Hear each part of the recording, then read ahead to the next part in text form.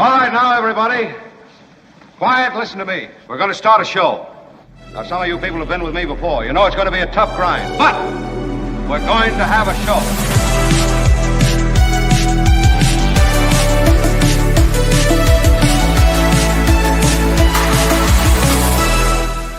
Oh, thank you all. I know it's really me. What can I say? Yeah. What? The Thursday recorded audience, my favorite. And Albert is back. Welcome. Albert, thank you. Is it true that you were in Hawaii for just 2 days? You just jetted to Hawaii for 2 days? I saw that on your social media. I think, yeah, 2.5 days and I'm back. I just got back this morning. That is What? unbelievable. That is such a baller move to just blast to Hawaii for a couple of days. You're jet setting, my friend. You are jet setting. No wonder It this does help woman that my loves partner, you. my girlfriend, is from the west side, Eva Beach, so we do have a nice place to stay there every time we go. So just a couple I days. see. Well, that's terrific. Albert, thank you. I also welcome Kim, who Kim, has how are you? worked us into her schedule. She's very busy as well. She's a mother. Sorry. Big mouthful of Snickers cupcake. Couldn't help it. Yeah, we've got a new sponsor called Sweet 106, and we are just mainlining all of their stuff. You'll learn more about them a little later in the show, but they are terrific, and you'll get a discount code, too. Of course, our discount code's Mark T for everything. But you'll learn more about them a little bit later. So excited to have you. It's another day in a sick America. Sadly, the illness that ails us continues to grow, and I'll share with you a couple of scenes from what's happening around the country. Also, the changing scene in Minnesota, although I'd suggest to you, here comes the new boss, same as the old boss, and the addition of Homan to the Minnesota scene and replacing Bogino and replacing Noam there, at least on the ground in that area, doesn't really change things at all. It just changes the face of a cruel, chaotic policy that is built on a certain brutality that we're continuing to see. And I'll show you some of what I mean in a moment. I just want to, before I get to that, mention that David Katz joins us, the brilliant former federal prosecutor, one of the leading legal analysts in the English-speaking world. He joins us in hour 2. And I'm looking forward to speaking to him because one of the manifest aspects of what's going on with this ICE policy, the ICE goons, the thugs that pull people out of their cars, you say, I don't care if you're an American citizen, you're coming with me. I don't care if you have papers. I don't care if you are here legally. The breaking of windows, dragging suspected of what? Across the frozen, icy sidewalks and roads into an SUV where they're spirited off, sometimes to a detention center, sometimes to a temporary detention center. This is all in violation of so many fundamental constitutional rights. And we'll talk to David Katz about those constitutional rights. And when I say that, it's important to keep in mind that's a breaking of the law. We're getting to this place, I think, in this country, we're sort of understanding that, no, that violates his rights. That's not cool. It's not that it's not cool. It's illegal.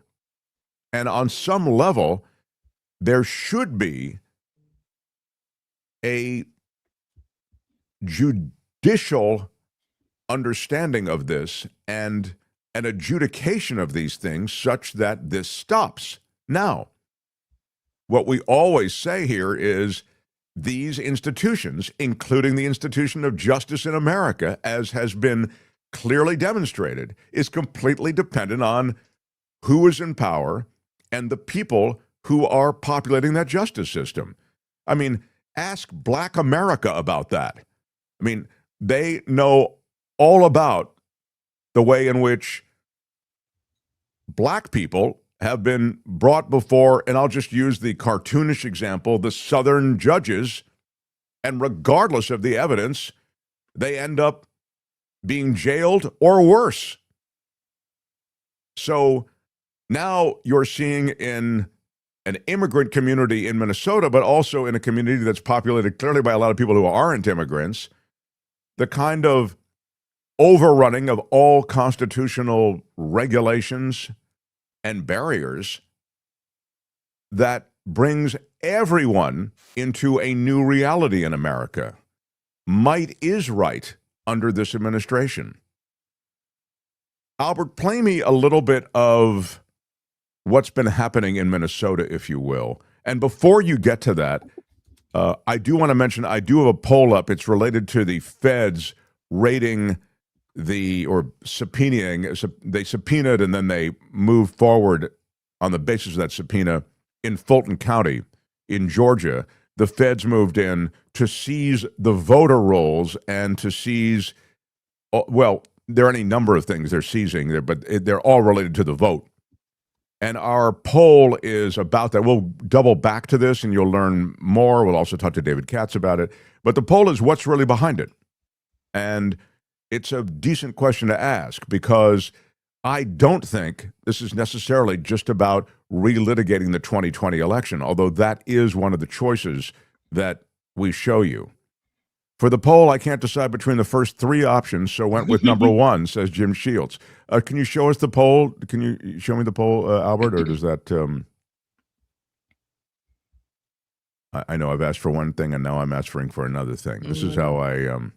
Mark, you said you wanted the other thing. Here is the poll as it sits right now. So, again, it just went up. This is a flash poll that we... it's a Mark Thompson show. Flash poll. Flash poll. What is the real goal of the Fulton County Fed raid? Trump's 2020 election lie? Voter suppression playbook? Intimidating election officials? Or legit law enforcement action? You can vote during the show. It'll be up there live. And, of course, I agree with what is happening is likely related to voter suppression playbook. This is all about voter suppression. So he's playing the card that he's used to playing, which is, you know, the election was stolen from me. But what is really happening is he's playing the midterm. In a hugely swingy state, he is playing the midterm, which he cannot afford to lose, and nor can the GOP. So all right. If he gets my name, what's he going to do with it? He can find ways in which you can be removed from the voter roll. So you may not even be, particularly in Georgia, you may not even be aware of the fact that they've taken you off the voter roll. Yeah, so as you know, tens of thousands. Greg Palast is going to join us in a few days here. He's written chapter and verse on this, and you should see his movie. I mean, the film. Yeah, the film.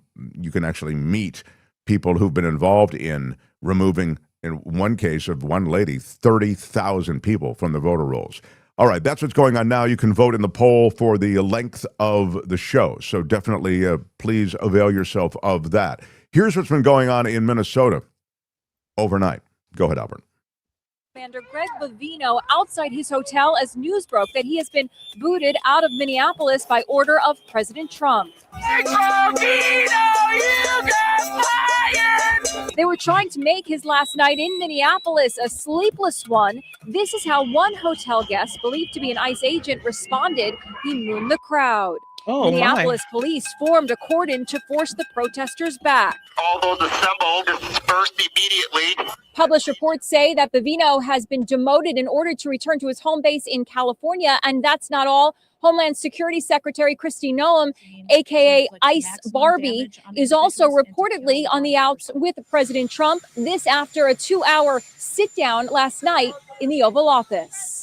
Trump is said to be unhappy that Noem said slain Alex Preddy was out to kill law enforcement, a depiction that doesn't match videos shot by bystanders. Very, very unfortunate incident. I don't like that he had a gun. I don't like that he had 2 fully loaded magazines. That's a lot of bad stuff.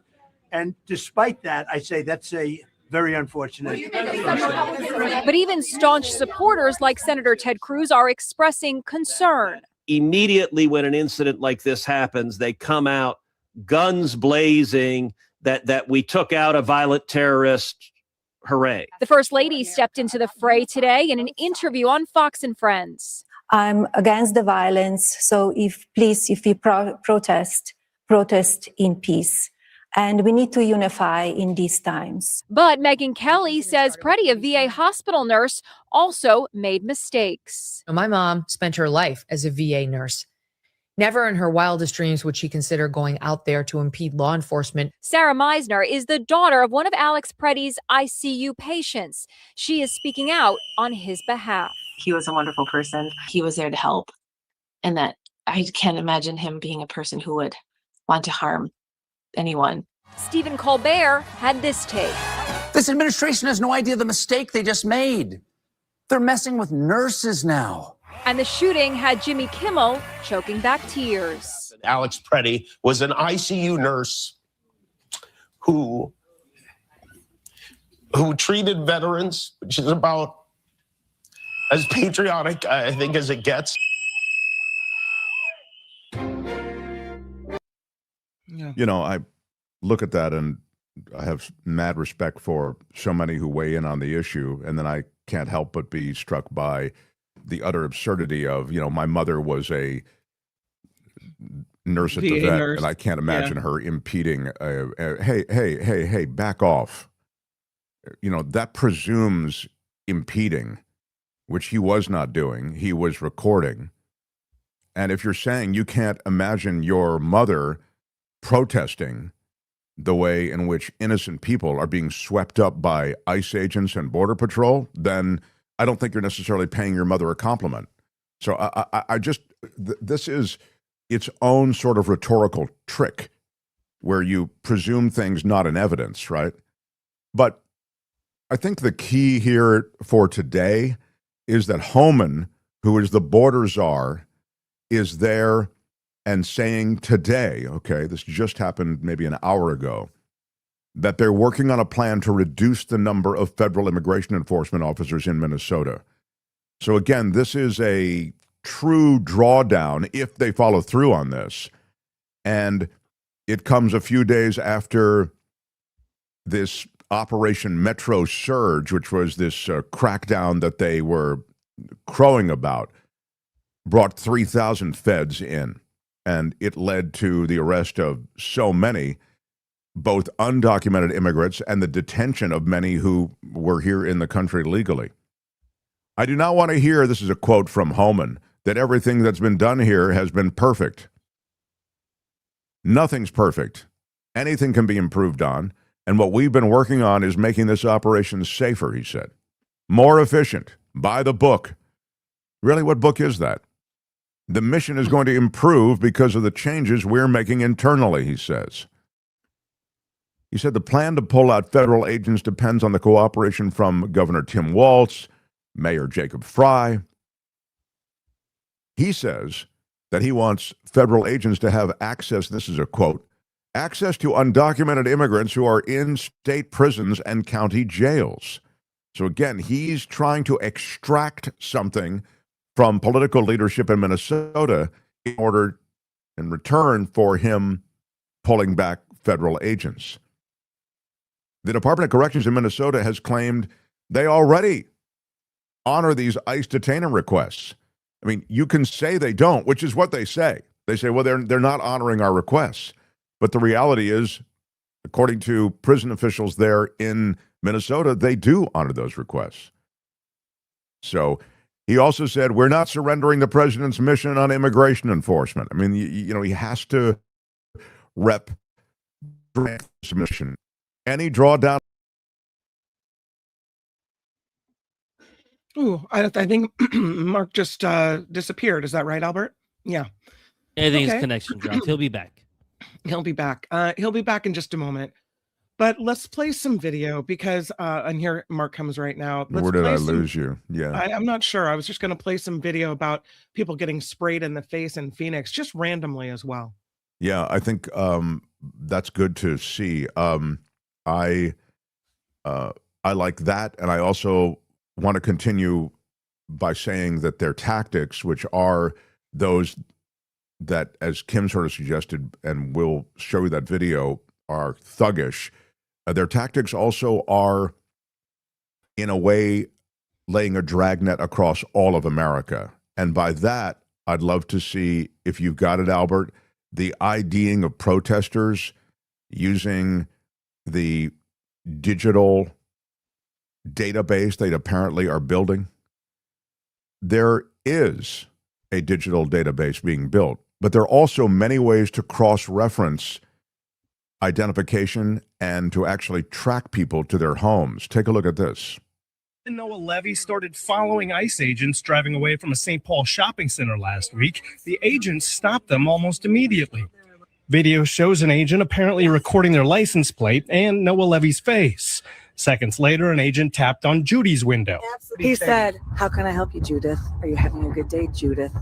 And we knew right away he got that from our plates. Yeah, he was menacing us. The Levys didn't back down. They kept following, but soon found themselves in a familiar neighborhood. ICE is at my house. Their experience mirrors that of dozens of observers, including Ryan Eklund, who noticed an agent recording his information as he followed in Woodbury this week. They started to drive towards my neighborhood and must have run my plate because they drove into my neighborhood and into my cul-de-sac where I live.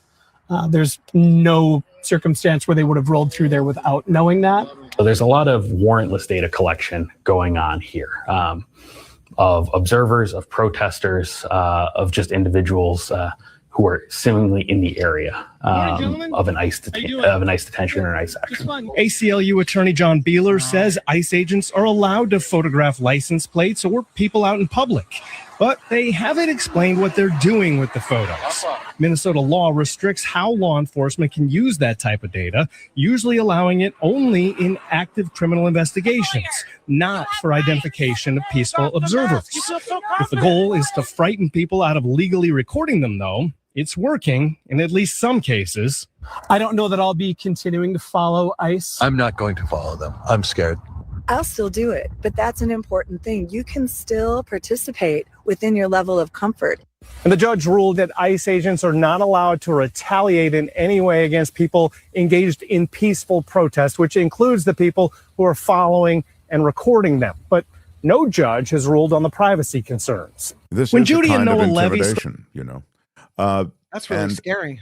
It is scary, and one can't help but understand that with the kind of new technologies that have joined this administration, I'm speaking specifically of Palantir. I mean, Palantir basically has a database on so many Americans, and as you know, the Doge crew, when they moved in and scraped websites from Social Security to the IRS, has their own database. You put this all together, there's plenty of information that they're gaining on Americans and on protesters, and they can cross-reference this through the DMV. We showed you that the other way. They can triangulate all of this to find those people who they view as dissenters.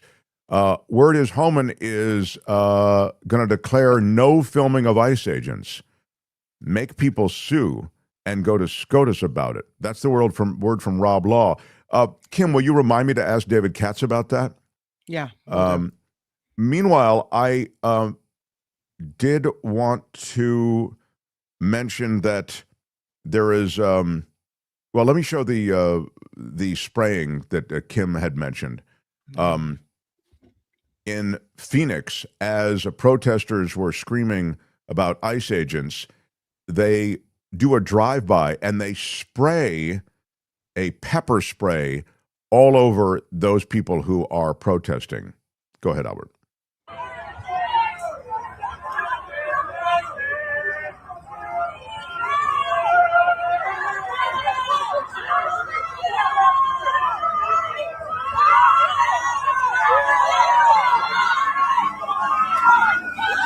Oh my God. Oh my God. Oh my God. Oh my God. Hillary. Oh my God. Oh my God. Oh my God. Oh my God. This is America. Crazy. Now, again, these protests are just on the side of the road. This is something that we were talking about yesterday, and it's just remarkable. I think that, and it's hard because I know when people are, they're asserting their First Amendment right, they are protesting, they are present, they're yelling things, they're shouting, they're angry, and the people on the other side are human beings who are deputized to do a lot, as it turns out. In fact, they're deputized, it would seem, to do way more than they should be deputized to do. The next crew of people, as they continue to populate the ICE ranks with, as you know, the worst of us, they economically incentivize the sign-up. By the way, did you see how there's a loophole on the economic incentive? It's really interesting. They are offering $40,000 per sign-up. It's kind of a bonus. And it's between 10 and 40, and I guess it relates to a number of different things based on what you're coming from. Like if you come from law enforcement, they offer you a greater incentive, et cetera. But it's also based on, I believe it's a 5-year term that you have to sign up to actually get that money and keep it. So if you don't stay with ICE for the full 5-year term, they come back and claw that money from you. Oh. So it's the loophole that is so Trumpian, first of all. They give you the money, but you give them the obligation not only to do their dirty bidding, which some will do gleefully. You know, as I've said, some of these guys are just thugs. Many of these guys are thugs. Yeah. And those who decide just can't do this anymore, tired, illness in the family, whatever it might be, they don't care. They're going to come back after that money. And that's the loophole on a lot of these incentives. Now, the quick truth about someone who's found a way to get around the system, and I'll tell you that. The Mark Thompson Show. We're about a half hour into the show, and I will remind you that we are grateful for you being here, and we ask you to do something which costs you nothing, and that's smash the like button like a boss. With your iron rod. Yeah, smash it with your iron rod.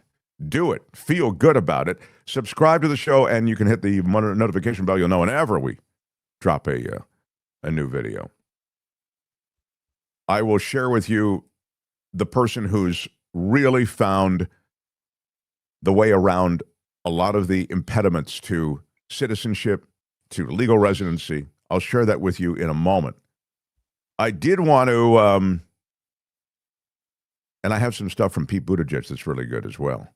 I did want to get to some comments and also to... and now, your comments. Got kind of got angry at somebody, Kim. I sort of feel bad, but I'm going to share it because I want to kind of get it off my... bad. Yeah, but no.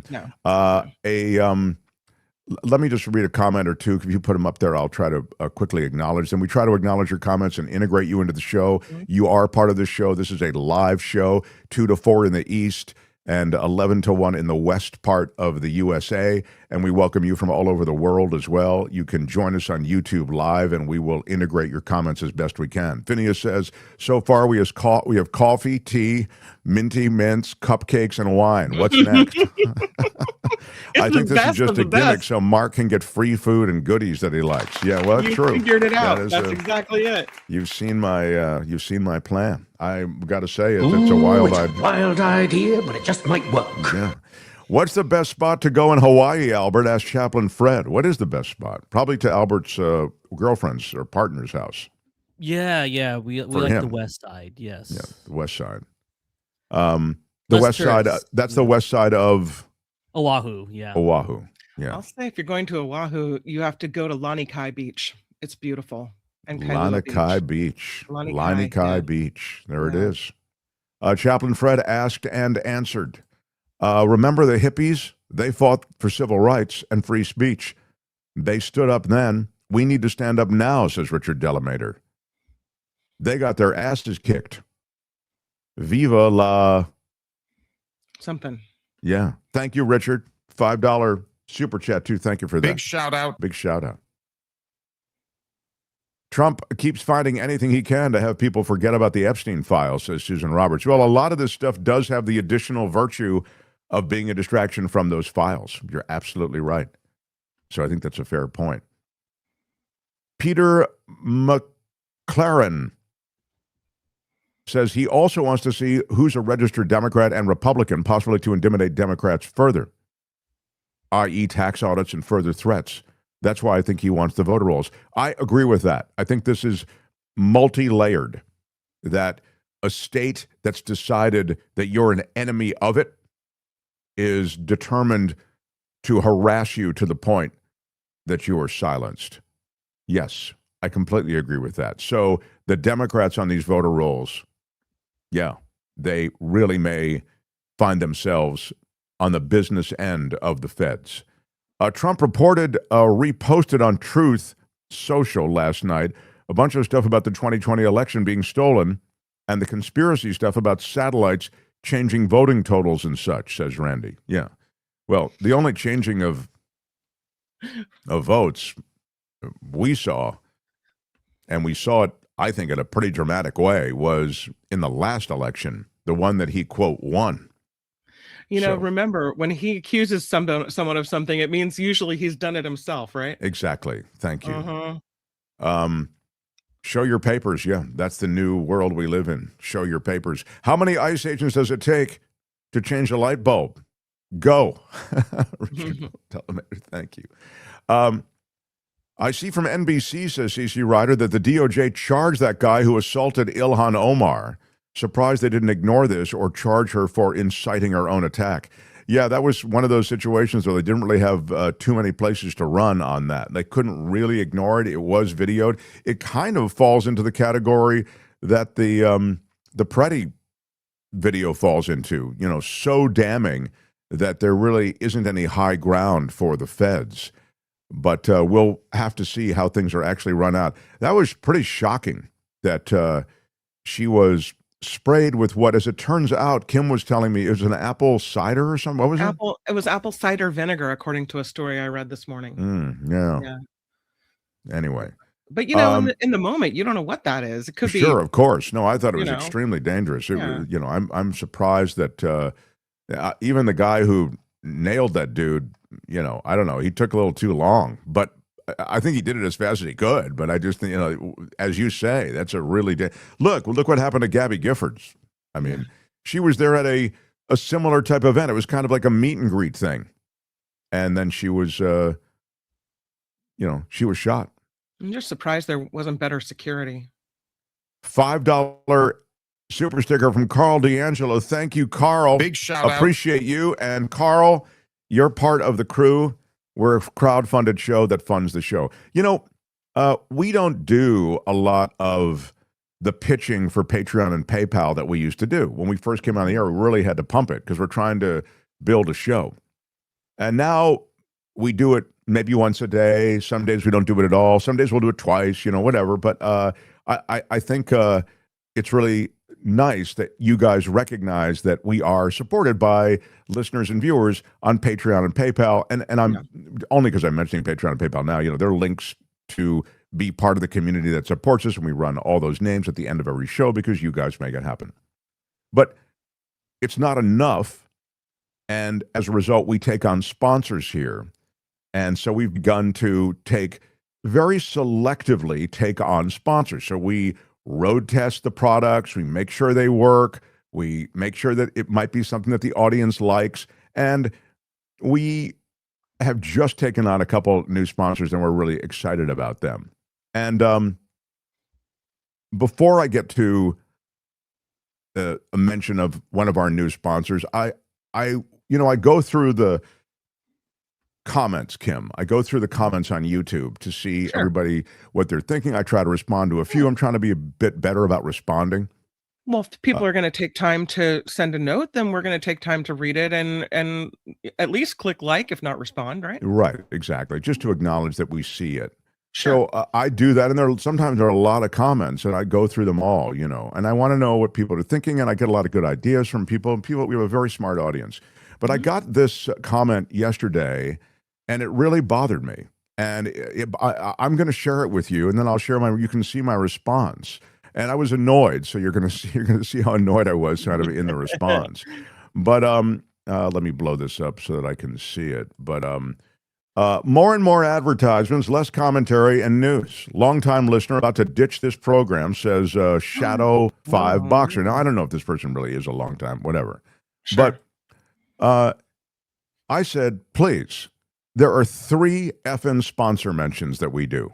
Okay. Mhm. We don't interrupt any conversation with any guest for any commercial.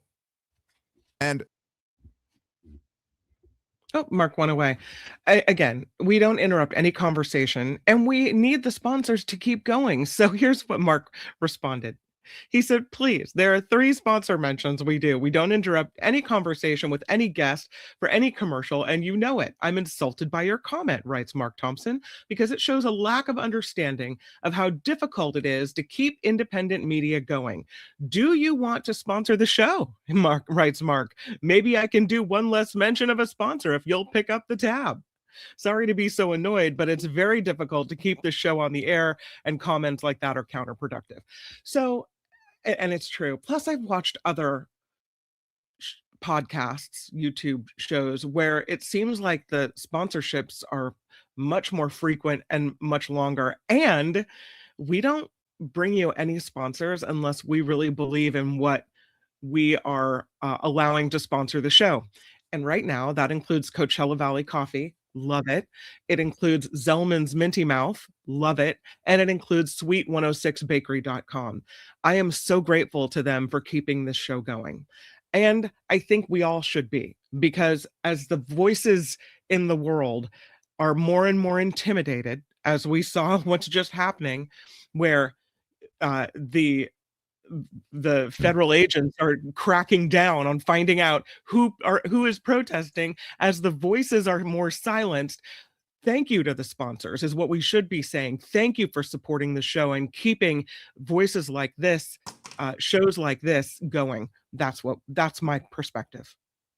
I think that I didn't hear your perspective completely, but it is harder and harder for independent media. And I think that we really don't interrupt any substantive conversation with David Katz, with Tom Hartman, with whomever. We don't ever interrupt with John Rothman. You know, I do all of the sponsor mentions on any side. So the idea that, you know, it's really the thing that sustains us. So if you care about independent media, you've got to support it. So I would take just the opposite view. Like, hey, I'm going to try all of your sponsors. I'm going to support all of your sponsors. I pay hundreds of dollars a month for independent media that I subscribe to. Why? Because I know they need the money and for the work they do every day. It's a hard lift every day. And so all I'm trying to say is that kind of comment I find offensive. You know, you want to go away? Go. But if you're looking stuff for free, you'll if you've ever done anything, you know you need sponsors. Michelangelo needed sponsors. He was pretty gifted, okay? But you know who sponsored him? The church. I mean, he needed money, and he needed those who believed in him. So on our sponsors, I'm grateful they're here, and I'm grateful to our audience who in the main support all of our sponsors. So to the extent you were saying that, Kim, I'm sorry that I'm repeating you. But no, it's okay. Yeah. Thank you so much, everybody who supports our sponsors. They are wonderful, and I appreciate our sponsors being here. Hopefully it's a win-win.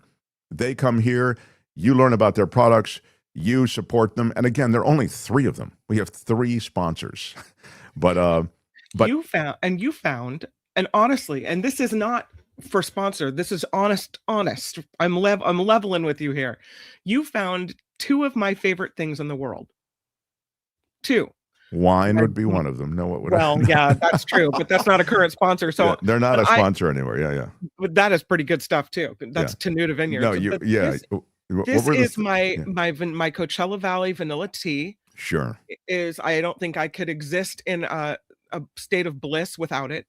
And I have decided that the Snickers cupcake cake from sweet106bakery.com is hands down the best dessert I have had in my life. Oh, wow. I got a major announcement. Yeah, that's unreal. I've never seen anything like it. Yeah. If like I'm presented with a fruit kind of dessert or a chocolate dessert, I'm always going chocolate. Yeah. So just so you know that's where I'm coming from. Well, and this is, I mean, I would say before this, my favorite dessert was the volcano lava cake at Roy's, which is kind of a Polynesian restaurant. Sure. So good. You have to order it a half hour ahead of time. No, this Snickers cupcake cake and I know we're not doing a sponsorship right now. I'm telling you, it is the best dessert I've had in my life. It is. Well, just because, I everything mean, you want, Kim's done everything. like 20 seconds on this hour. We ought to put it up. My God. Sorry to It's their shadow newest, Five it's our Boxer, but- newest sponsor, and they are great. Sweet 106 Bakery. Yeah. I wasn't really getting into them right now, but just because she's mentioned it, it's Yeah. incredible. Sweet is SUITE. It's like a suite of rooms. Yeah. That's, I say that for people who are just listening and not watching. SUITE. Anyway, Sweet 106 Bakery. Use the discount code MARK-T. You get 15% off. Just go knock around there. Their Valentine bundle is super special, and you can see all the brownies and cookies. They have specials on all this stuff for the holiday that's coming up. Albert, sending you a bunch. They're sending you some stuff just so you can taste it. There's the Snickers. It's like it's caramely and chocolatey gooey, and then it's got the peanut crunch, and then it's been kind of the cake part has been sitting in the caramel and the chocolate layers, and so you take a bite and it just kind of melts in your mouth into this amazing texture. I'm telling you, I can't even I'll tell you something. I've never wow. heard Kim speak so lovingly about anything in her life, Well, even her husband. This is chocolate unbelievable. gets me. So, even our children too. Yeah. Yeah, forget it. Yeah, It's even her about- children. it's all about the Snickers. Sweet106bakery.com. Use the discount code MARK-T for 15% off at checkout. It comes to you fresh. They bake everything in small batches. This is a family-run business, and she's won Cupcake Wars twice, Albert. Twice she's won Cupcake What? Wars. I know. And they're on this show. So help her, help us, and blow up their business even more. Really exciting. The Mark Thompson Show. All right, I want to show you someone who has figured out. I've gained 3 pounds listening to Kim. I'm telling you, you have to order the Snickers cupcake cake. Do it immediately. You will not be disappointed. Mike and Willow Glen, thank you for that. Make her stop. It is insane how good it is. Yeah. Anyway, all right. Now,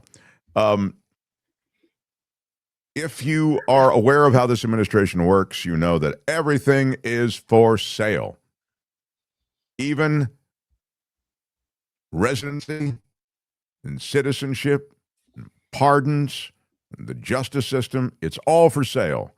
And sometimes, if you're a celebrity, you find your way in just with the secret words. Here's Nicki Minaj with Donald Trump.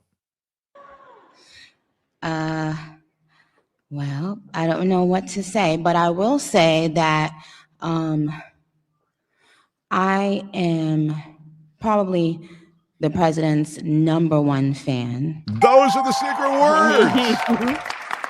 And that's not going to change. And the hate or what people have to say, it does not affect me at all. It actually motivates me to support him more. And it's going to motivate all of us to support him more. We're not going to let them get away with bullying him and, the smear campaigns. It's not going to work, okay? He has a lot of force behind him, and God is protecting him. Amen.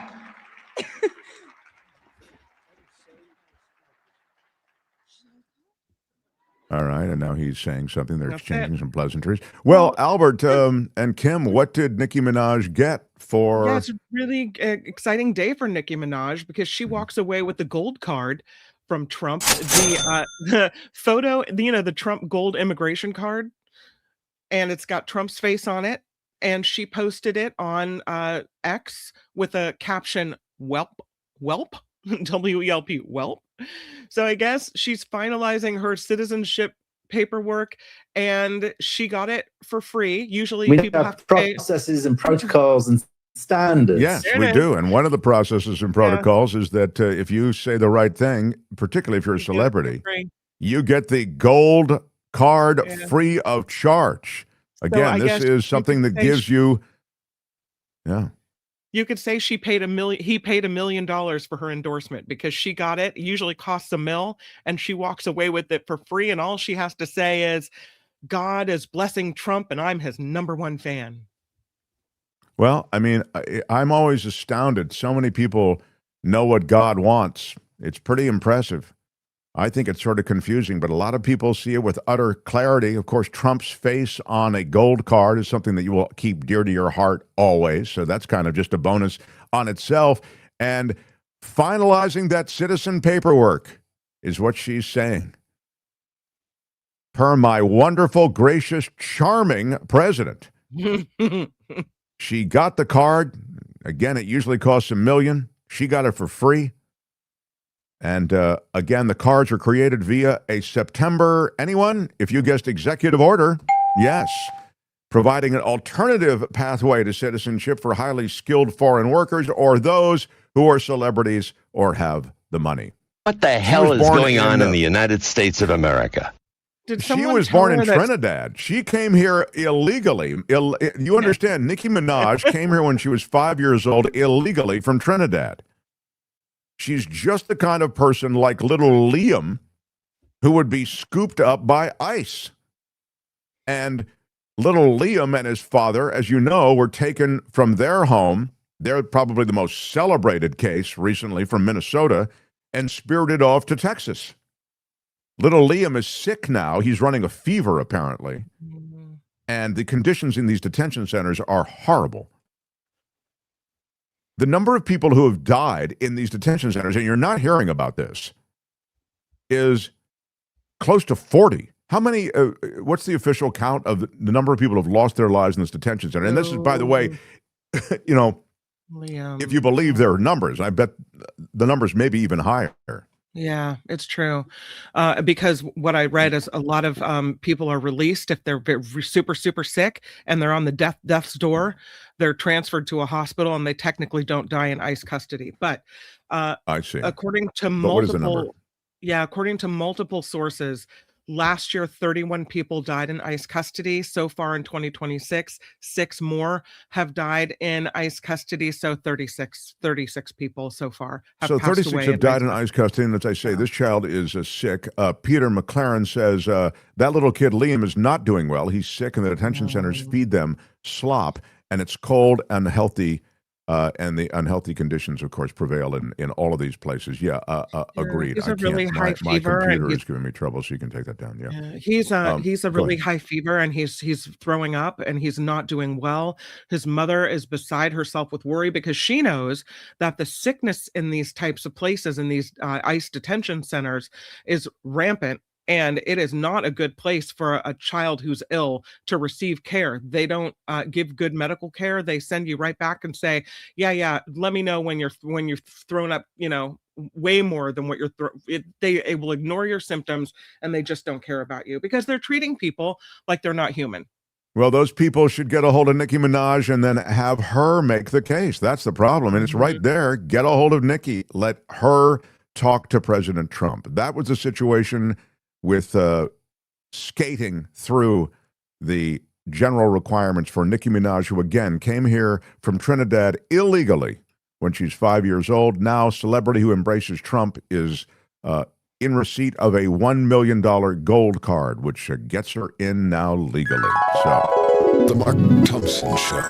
It is a corrupt administration, as you know. Everything's for sale. Pardons are for sale. Citizenship is for sale. Justice is for sale. Access is for sale. Here's Pete Buttigieg talking about the kind of corruption that we're seeing in this administration and how that corruption infiltrates all aspects of government in ways that you might even not be completely aware of. Well, one of the reasons why the corruption going on in this White House is not just an academic concern is that when you have that level of corruption, you don't have accountability and all of our lives get worse. It is astonishing that someone like Kristi Noem still has her job. I still don't understand how she still has her job after she failed to approve search and rescue teams last summer in Texas while Texans were dying in the flooding that was going on, let alone what's going on right now. Of course, ultimate accountability lies with the president, who unleashed these forces not for the purpose of keeping the peace, but for the purpose of creating chaos and deflecting from his economic failures and other problems here at home. Now, Congress is supposed to hold people accountable. We're seeing more spine than usual from congressional Republicans. We'll see how it lasts. But ultimately, it's the American people who will have to hold all of these politicians, from the president on down, accountable for their choices, accountable for endangering lives in Minneapolis, accountable for their priorities. Passing this big budget bill that went through, taking money out of healthcare while shoveling it into tax cuts for billionaires and massive funding increases for ICE, making it better funded than the entire rest of law enforcement. If this is really about crime, you'd think that they wouldn't make ICE bigger than the FBI itself. But that's what's going on. It has clearly harmed the American people, and the ultimate accountability for that will come from the American people. I think on some level that's the way it should work. I'm concerned that the American people, while trying to exert control over what's going on, may have already had their voice completely undermined. As you know, I feel when we look ahead at the next election, I spoke to Tom Hartman about this yesterday. There are many ways in which you can undermine the people's voice. You can pervert an election. There'll be an election, I think. The idea somehow that you declare martial law, you call off the election, that may happen at some point. But I think there will be an election because elections are great for the brand. You know, democracy. So you have an election. Russia has elections, okay? You have elections in many places where the election is just the curtain behind which there is total authoritarianism. Nobody's going anywhere. I don't care what the election results are. And we've manipulated the election results. You know, it's the old Stalin line, right? I'm not concerned with who does the voting. I'm concerned with who does the counting of the votes. So this is all of a kind. And so I hope that the American people have the ability to take the reins of this runaway animal, which is the Trump regime. I hope that we have that power, but I'm concerned that that power is being undermined. And so our poll today about the Fulton County, I mean, why are the feds there in Fulton County? I think they're there as part of a bigger scheme than just relitigating the 2020 election. I think they're there because they are working on the next election in a state where it's going to be razor thin, were you just to allow it to live on its own. It's also a state where they do a lot of voter suppression already. I mean, Georgia has taken voter suppression to high art. And so you can vote in our poll through the chat. And we ask you the question, you know, what's really going on? But I think we're seeing the end of a kind of democracy that we're used to in our lifetime. New subscriber, great show. Who is that? What is that name? I can't quite see it. That is G Hot Wheels. G Hot Wheels, you're my new favorite viewer, listener, and thank you for subscribing. Yeah. See how easy it is to be kicked to the curb, McAllister? See? Yeah. Oh, no. That no one was kicked to the curb. No, I'm not kicking anybody else to the curb. I'm just elevating, please. I just ordered my Zelmins, says Hollywood Cowgirl. Thank you for these comments and these super stickers. I mean, I'm... and now, your comments. I just ordered my Zelmins. Cookies are next. Your sponsors are awesome. Hollywood Cowgirl, thank you for a $10 super chat. And I think our sponsors are awesome. We check them out. I'll tell you. Big shout out. I'll tell you something else I wasn't planning on telling you. Okay. I'm approached about sponsorship from time to time, and I'm always wanting to road test the products, as you know. And I'm road testing one right now. And it's not something you eat. It's not something you drink. But I'm road testing it, and I'm on the fence. I don't know yet. Nothing bad has happened, but I'm not so sure. I need to see, proof of performance, right? And so I'm evaluating that. And it's been like a month, but I'm still not sure.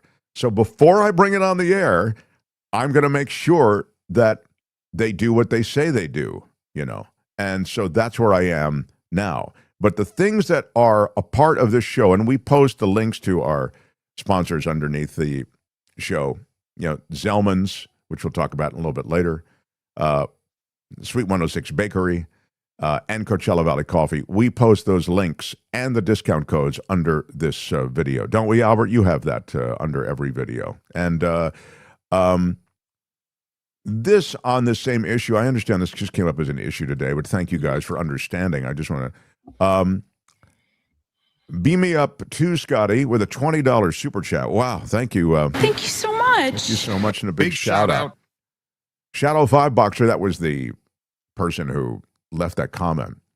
I hope that was a really poorly delivered joke to all the exiles.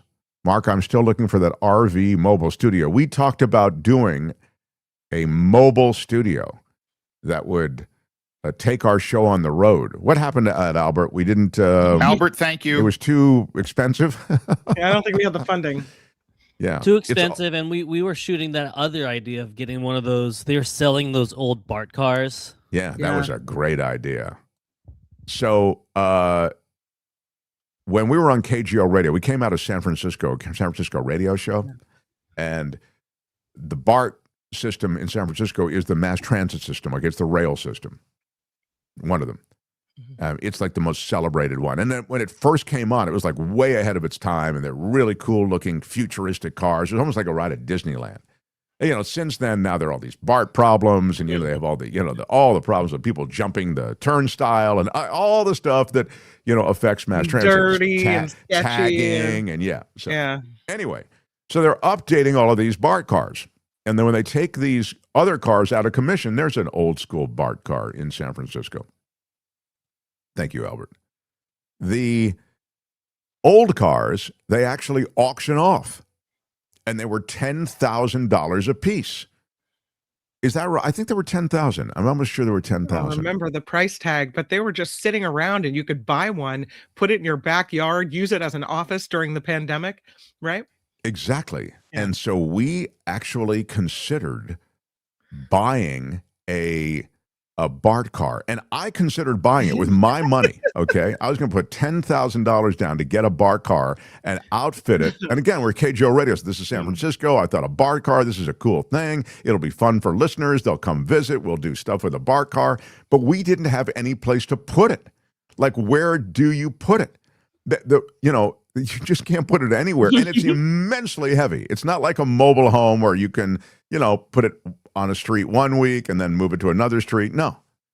So we had to pass on the idea. I mean, I think practically speaking, it might have been hard anyway, but I loved the idea. I really loved the idea. Just not looking good in your front yard. I think Courtney said no. She said a hard no on anything. She said a hard no on a mobile studio. I wanted to get like a mobile home studio. But, yeah, anyway. I can imagine that, though. That does look kind of cool. Yeah, they said that they would make us take off all the signage that said BART on it. But I'm thinking, fine, we'll take it off, and then I'll just put it back on. I mean, we're definitely going to the signage, dude. Yeah. You don't have to give it to us with the signage. We're putting the signage back on. The whole idea is that it's a BART car. So anyway, that was the plan. Anyway, that plan, sadly, never came to fruition. Love those who support the show, says Pamela Kirby. Nicki Minaj is sucking up to keep her partner out of jail. Bribe for pardon. Albert, can you fill me in on that? Do you know the story on that?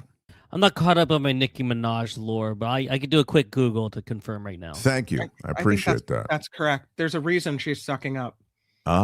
It's a suck up with the idea that you keep your partner out of jail. Ooh, it's a wild idea, but it just might work. He seems pretty on board. He'll pay you back for your support. You get a free citizenship card, a gold card. You get a pardon. I mean, come on. Yeah, thank you for your service. Everyone should register as an independent. That would put a monkey wrench in the whole plan, says One Big Tuna for you for $5 in the super chat. I mean, here is why that plan doesn't work for a lot of people, just to be a realist on one level, because many states require you to be a member of the party in order to vote in the primary. So if you want to vote for a Democrat in the primary to decide who's going to move on, if you want to vote in any number of different elections related to your state or your county or your community, they oftentimes require some sort of party affiliation. Now, that might be changing, but that can be a problem. So also, why should you have to change? If you want to be, that's like saying just don't, wear a cross, or just don't wear the Star of David, or just don't wear any kind of markings that would reflect your religion. Or, I mean, it's like, if that's what you want to do, wear it. Don't go to the protests. So you want to don't go to the protests. I mean, that is, you're already tapping out. Yeah, you're allowing them to intimidate you from protesting, from raising your voice, from being who you are, from doing all the things that make you an American. Yeah, exactly. Thank you. So the facial recognition in Minnesota is being used in a big way. They're scanning faces of citizens and immigrants. There has been a backlash. I'll talk to David Katz a bit more about this. Donald Trump on Bovino has already said that he's a pretty out there kind of guy when he was asked about it, which is, I thought, Trump's way of sort of, that was his 10-foot pole. I thought, like, I don't want to get near Bovino right now. He's taking a lot of heat. And Kristi Noem sort of falls into the same category. The protesters outside of that Texas facility where Liam is being held have clashed with law enforcement, apparently. So that is continuing. And the Latinas for Trump co-founder, Ileana Garcia, is now saying that the Trump administration's immigration crackdown has gone from uncomfortable to untenable. A TSA officer at an airport overheard her. This is Ileana Garcia. She, again, is the co-founder of Latinas for Trump. A TSA officer at an airport overheard her speaking Spanish and asked whether she was a U.S. citizen. She worried for the first time, says this report, that ICE agents might stop her son because he looks Hispanic. Now she's saying that the fatal shooting of Alex Preddy by Border Patrol agents had, quote, gone too far. She blames Stephen Miller for the Trump administration's harsh immigration tactics. She says, I do think that he will lose the midterms because of Stephen Miller. Latinos for Trump. Wow. What kind of Kool-Aid are you drinking? To me, this is like one of those policies, anti-immigration policies, that was expressed openly to the point that you just knew it was going to happen. What you hear is that oftentimes Latino communities and even countries that reflect certain biases that are present in those communities go for strongmen. They like the strongman image. You find this worldwide, not just in Latino communities. But I'd always heard that, well, that's one of the reasons to sort of explain the Latino vote that Trump won. But here you go. The co-founder of Latinas for Trump, Ileana Garcia, now changing her mind. Isn't it interesting that she didn't change her mind until she felt personally affected? Yeah. That she couldn't see what was going to happen to people in her community, that her blindness for this Trump faith thing that she had going on didn't really affect her until all of a sudden, oh, someone asked me if I'm a citizen because I was speaking my native tongue. Oh, now I'm worried for my kid. That it Thank you has very to much. affect you. I mean, how selfish. Yeah. That really is speaking to what the problem is. If you don't see that their problem is your problem, then you have a disconnect. That's right. I thought it interesting that Donald Trump's poll numbers are beginning to suffer immensely among, just apropos of independents, independent voters. Support from independent voters dropping to a new low across both his terms in office. This is an Economist YouGov poll. The survey conducted over the weekend showing Trump's net job approval among independents at a negative 40 percentage points, with 27% approving and 67% disapproving. That marks a significant drop from the previous week when Trump's net approval was negative 31 percentage points. I mean, week to week, the guy's dropping like a stone. Pollsters say it's too early to say just how much this drop reflects a long-term decline in approval among independents and how much is sort of a weekly survey variation. Meanwhile, among Republicans, Trump's net approval is positive 72 percentage points. This is what I always remind you. 85% approving, 13% disapproving. Among Democrats, his net approval stands at negative 86 percentage points, 6% approving, 92% disapproving. Again, you can get into your bubble and your echo chamber and you forget that he has a lot of Republican support. 85% of Republicans approve of his immigration policy. Meanwhile, the guy who ran for vice president on the ticket with Kamala Harris, Tim Walz, he's saying he's done as an elected official. He is permanently out. Good day, sir. I will never run for an elected office again. Never again, he says. Wow. He is... Sayonara, sucker. Walz has said that this month was the month he would decide not to seek re-election as governor, which is an announcement he made. That sent shockwaves through the state, and he didn't go so far as saying he would not consider another elected position down the line. But now he's saying he does not want any part of politics any longer. He said he found that there are, quote, heroes on the streets, and we don't know their names. They're never going to run for office, and those grass tops leaders brought this administration to their knees this week to do something about it, Walz said. So there are other ways to serve, and I'll find them, he said. He is, let's be fair, someone who's been embattled in this childcare fraud that really brought to a high profile what's happening with the Somali community there. But I mean, it's such a small community in Minnesota. I mean, it's an extraordinary thing that they're there, you know, rooting out illegals in Minnesota. It's like a 2% minority there. Anyway, this is the new reality for Tim Walz. He's now saying, I am out, and not only out of the state, but out completely. I have Epstein Files news for you. In fact, it's kind of a big deal. I'll get to it in a moment. The Mark Thompson Show. I mentioned that, we're an independent media offering to you, and we need your help. I've talked about Patreon and PayPal, etc., but I also welcome our new sponsor. Just this week, they have jumped on. It's Zelmins Minty Mouth, and I am a user of this product. It works in two ways. It's a capsule. You find this. It's a very small capsule, like a any kind of little tiny candy. It's covered with a minty coating, and so you pop it into your mouth. I usually pop 2 or 3 at a time, and you get that minty kind of taste in your mouth, and then I just swallow them. I get a quick swig of water, and I swallow them all, and now that's when the real action happens.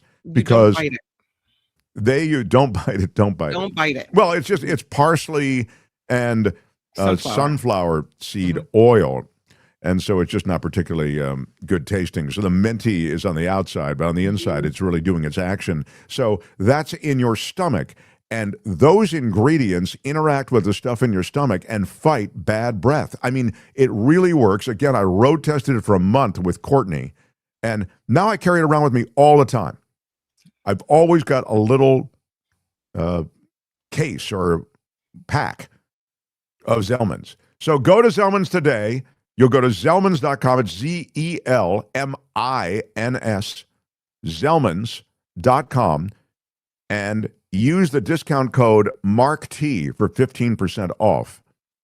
And you're going to find, if you're in close-up interaction with anyone, it may be your grandkids, your family members. It may be a job interview. It may be just a casual conversation.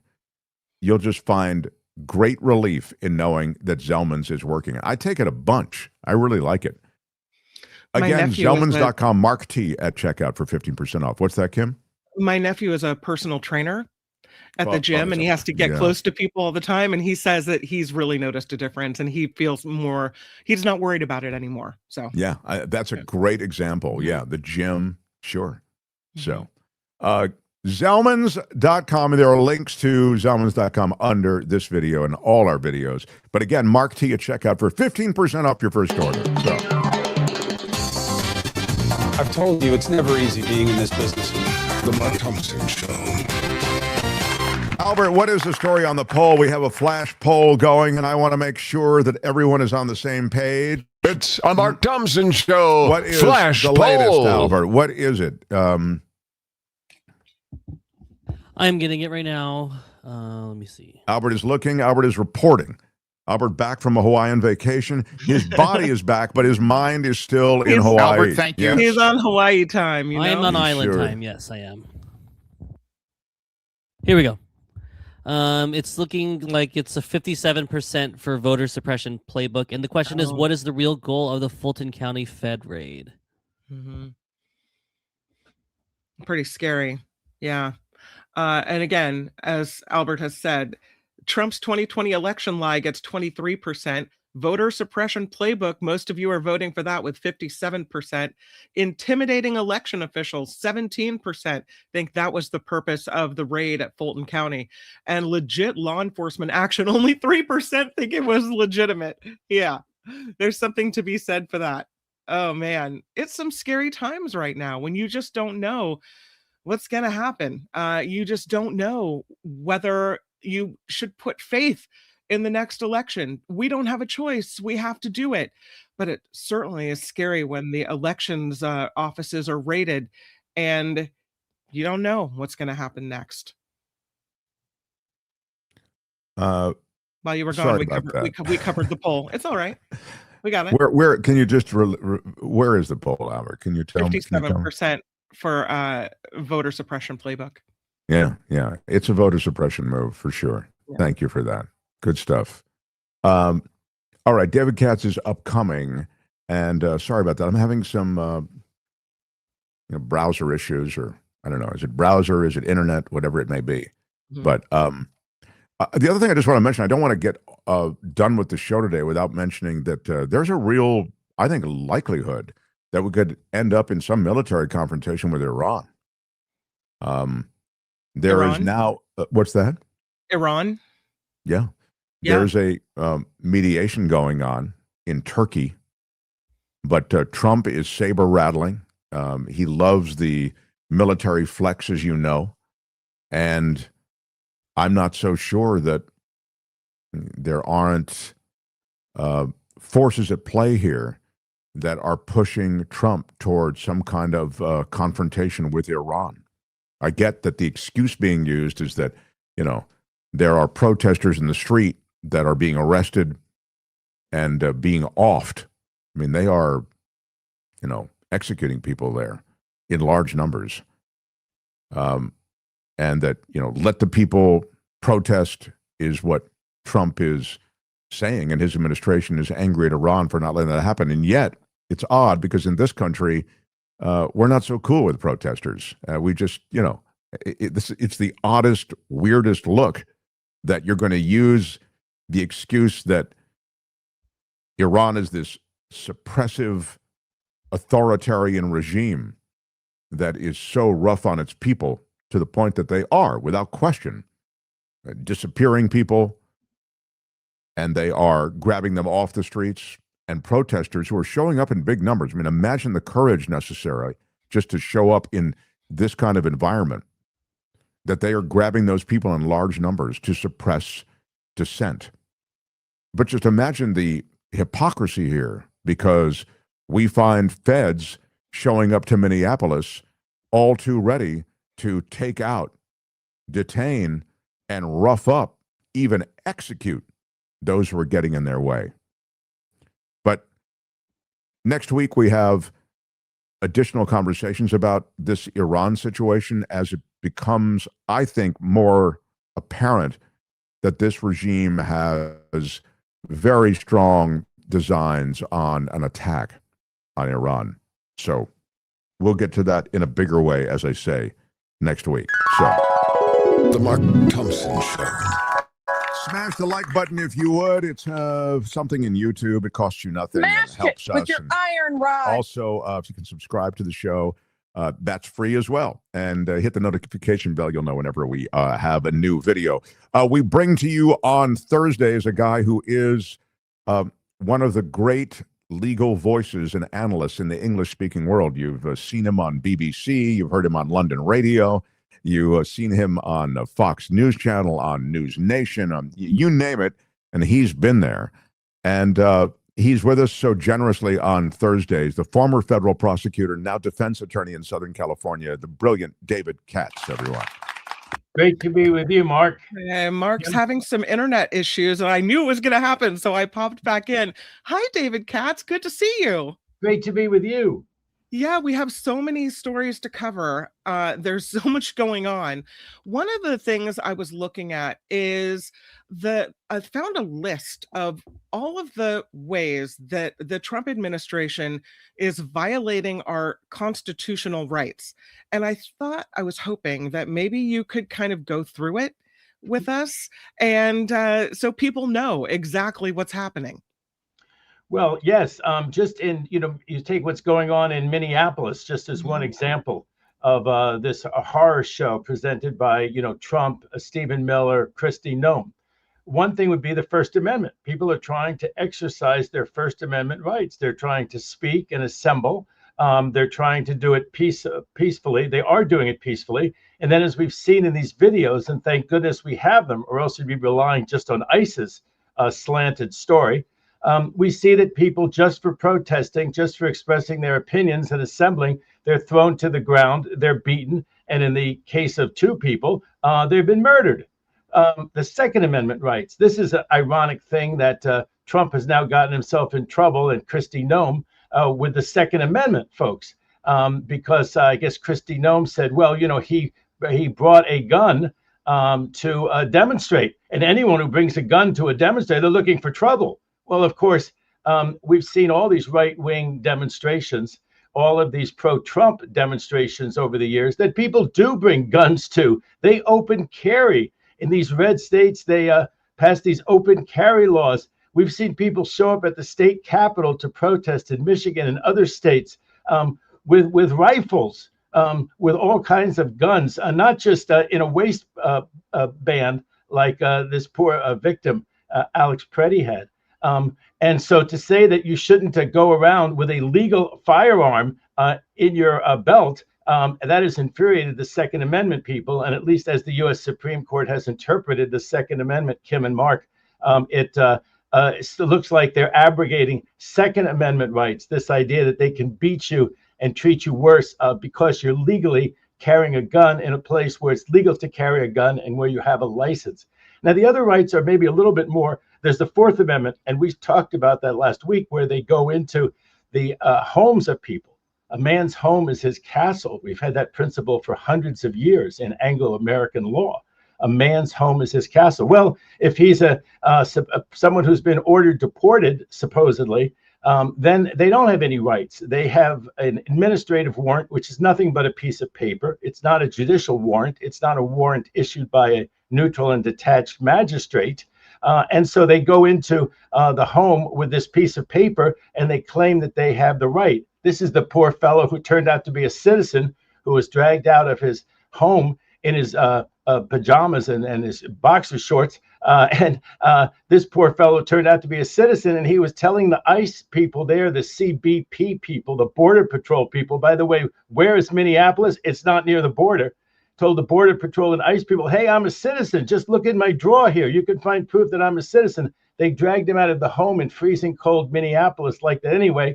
And then they had to, bring him back. So there's these Fourth Amendment rights that people have to only have their homes searched because a neutral, detached magistrate or judge says so. And they've been going in there without that. The other one is the 10th Amendment. The 10th Amendment is the right of the states to do pretty much what they want and have their sovereignty, unless it's an area that the federal government, under the Constitution, has the right to control. And Minnesota has a right to be Minnesota and to rule Minnesota the way Minnesota wants to rule Minnesota, unless there's some contrary federal law. So that would be a violation of the 10th Amendment. And finally, there'd be the 14th Amendment. The 14th Amendment is the post-Civil War law that gives people the right to equal protection and due process. And of course, there's been a violation, just to take the example of Minneapolis, but you could take the example of Los Angeles too, where they violated the 14th Amendment. They violated our equal protection and our due process. And the federal judge, after a trial here, said so. And they've kind of backed off, at least for the moment, with the federalized National Guard and with some actual soldiers that came here supposedly to protect federal buildings. It looks like they're all gone. But those would be at least 5 constitutional rights. So when people say they're violating the Constitution, that's not just loose talk. Those are 5 particular provisions in the U.S. Constitution that are being violated by Trump and his minions. So for nearly 2 months, they've been doing this, and we've seen so many examples of it. But I want to give you a contemporary example in the last day of something that I just have a legal question about. And that is Homan, who is now the kind of new officer on the deck. What do they say? Captain on the bridge.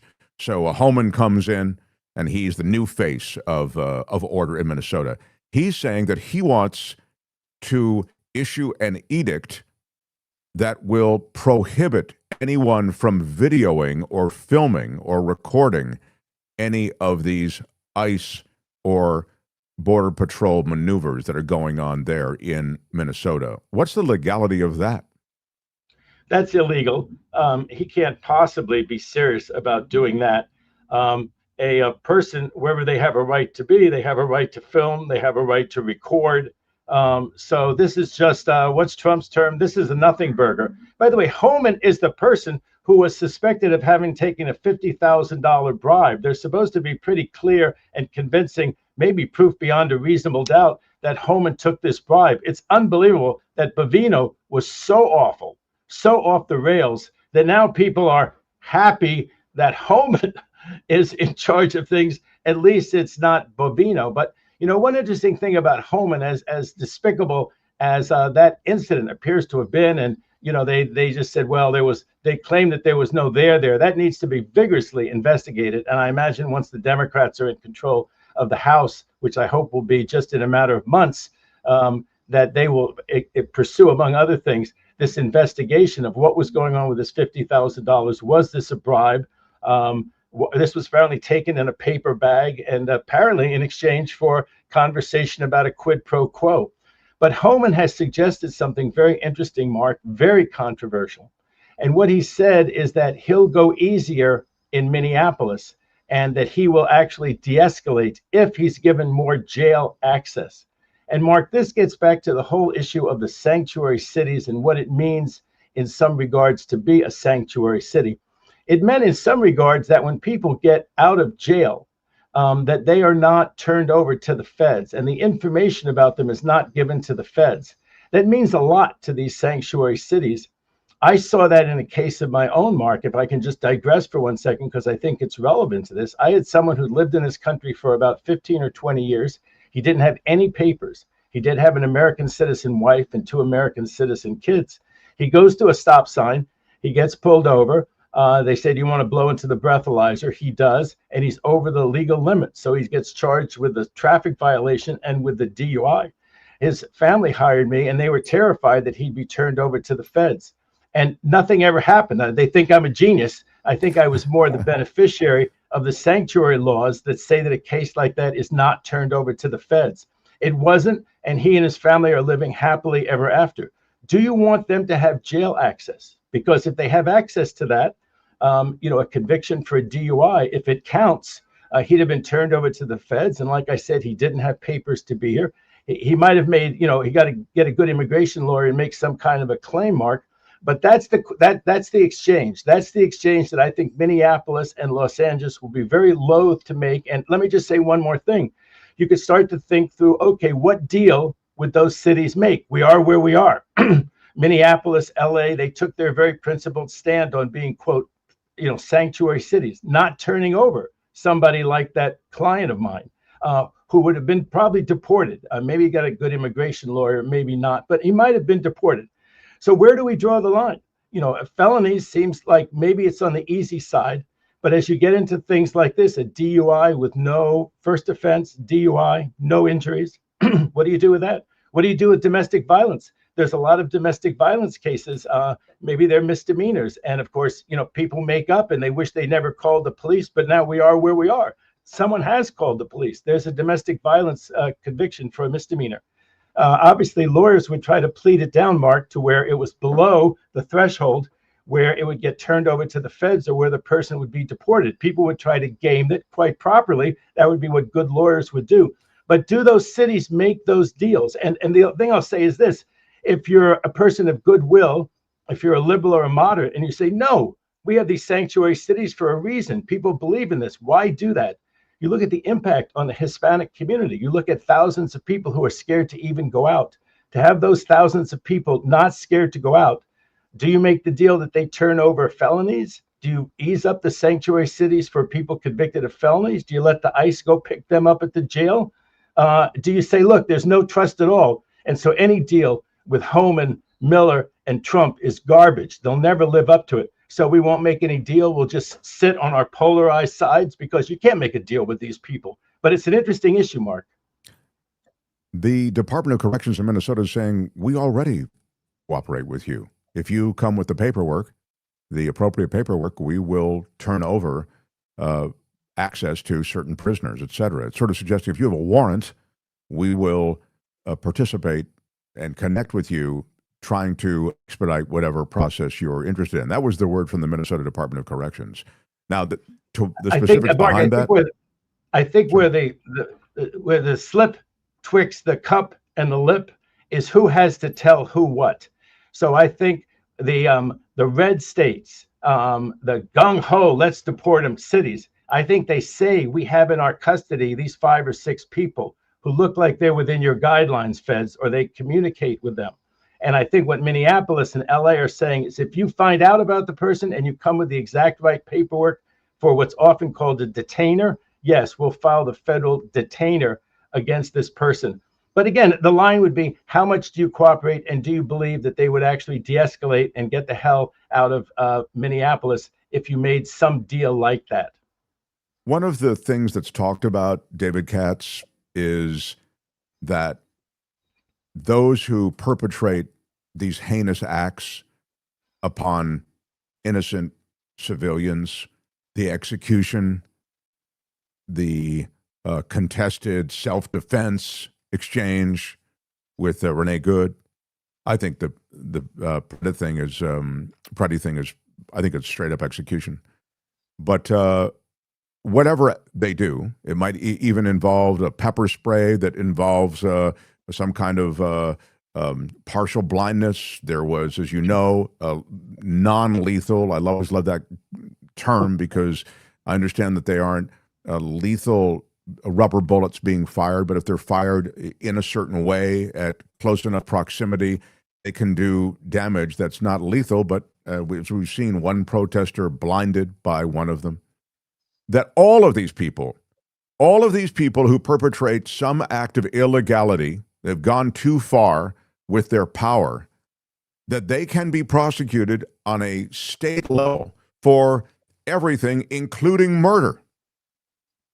I want you to give me the reality on this, David Katz, because the reality is grim.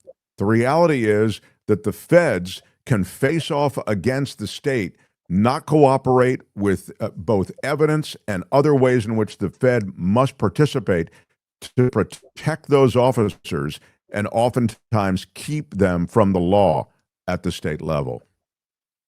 Well, Mark, there's something called the supremacy clause. And so where there's something contested between the states and the federal government, someone has to be supreme.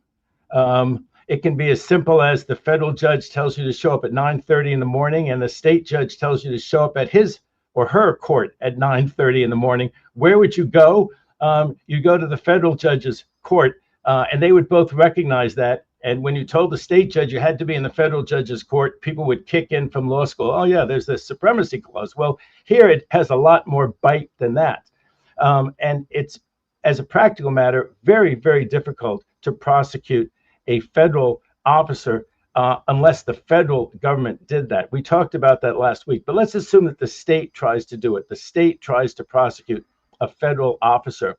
And there was a famous case where the park police had, I think it was killed somebody on federal property.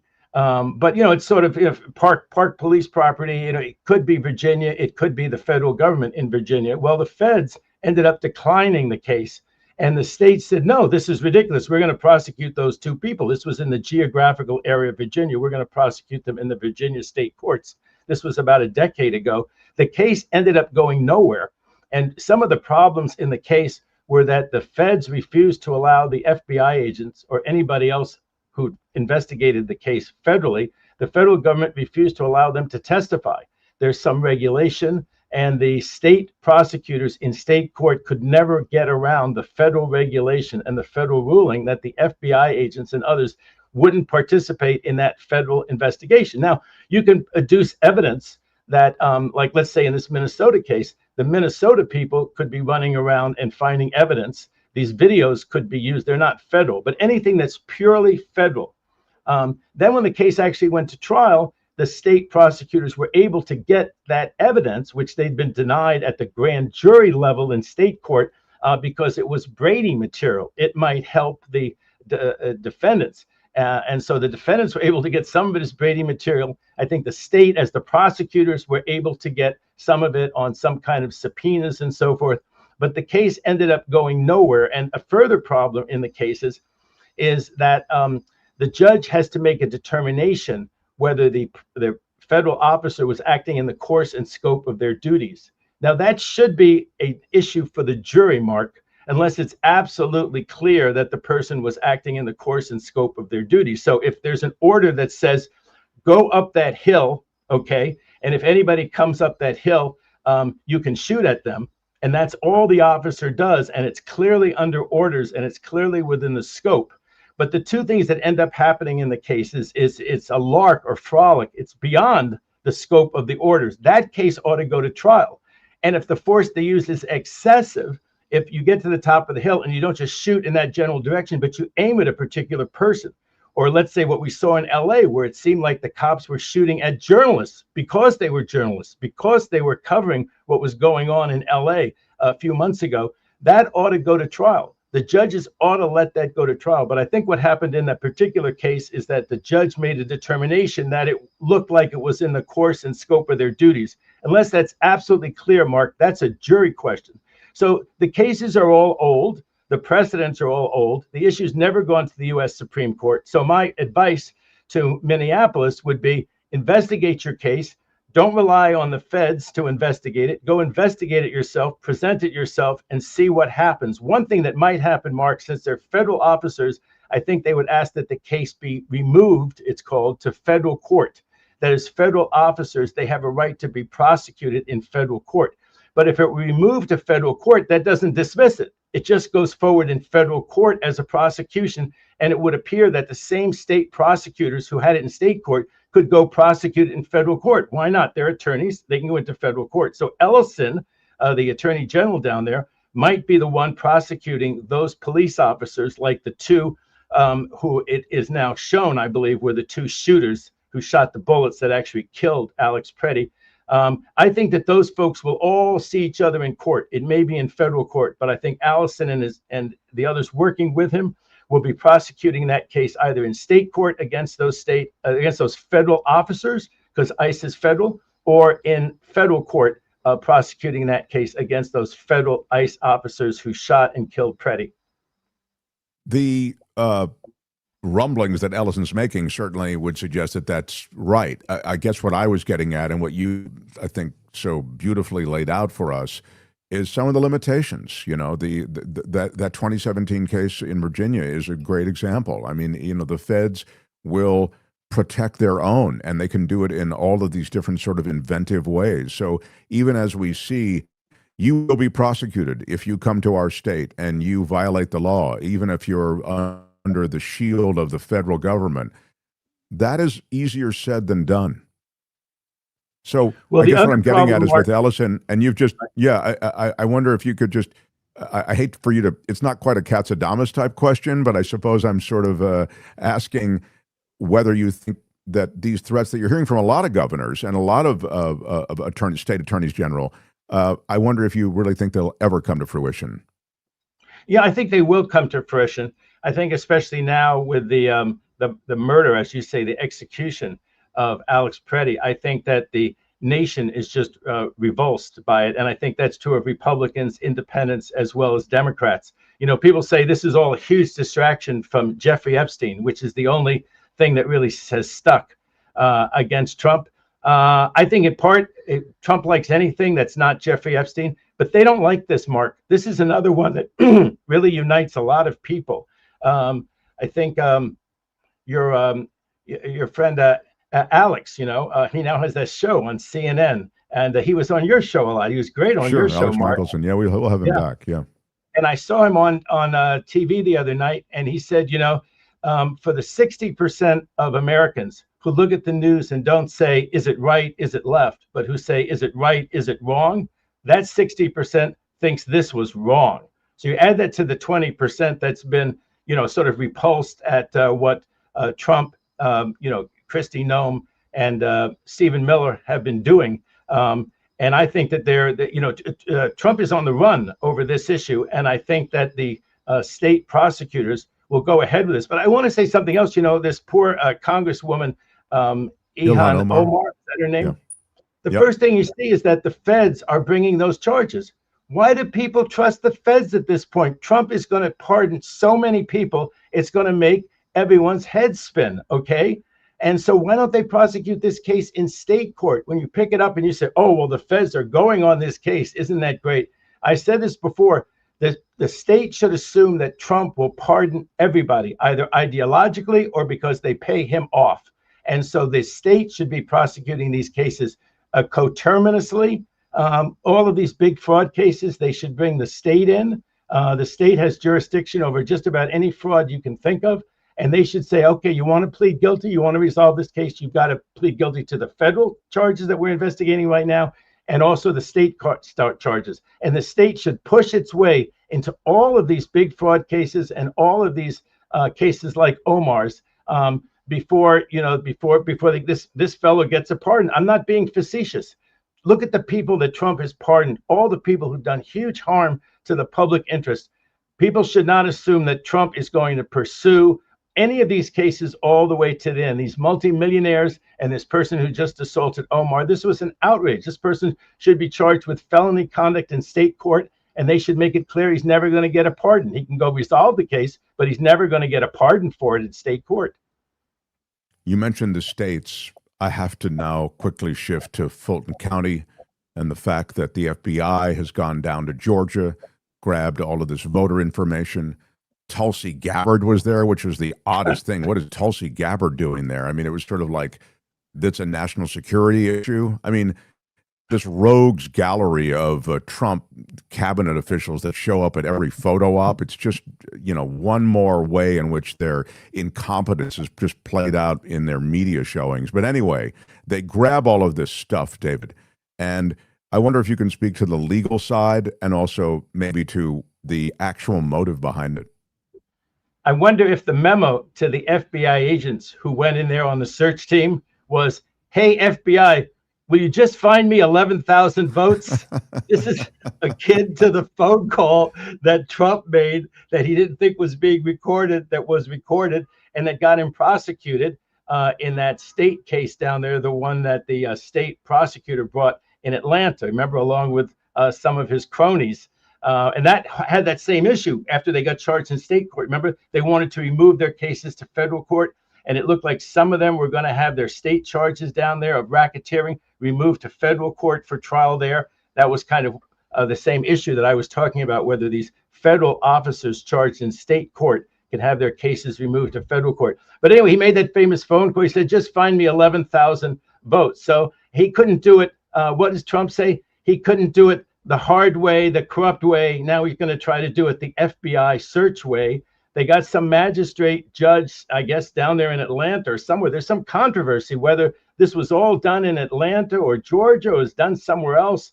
There's apparently a jurisdictional attack, a process attack on this search warrant. So I guess that'll be played out. There'll be great lawyers on this case.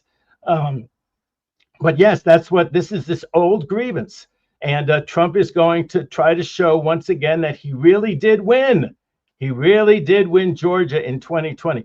Mind you, if he had won Georgia in 2020, okay, instead of losing it by 11 or 12,000 votes, he would have still lost the election, and he still would have been good for January 6th insurrection. But as we all know, Merrick Garland took a long, long time before he appointed anybody to be the special prosecutor on that. You notice Trump doesn't wait around for any special prosecutors. He doesn't have very many Merrick Garlands to sit there and contemplate what to do. He just goes and attacks his enemies. Now, of course, Merrick Garland didn't want to be that kind of a prosecutor, but my God, this is sure the difference, isn't this?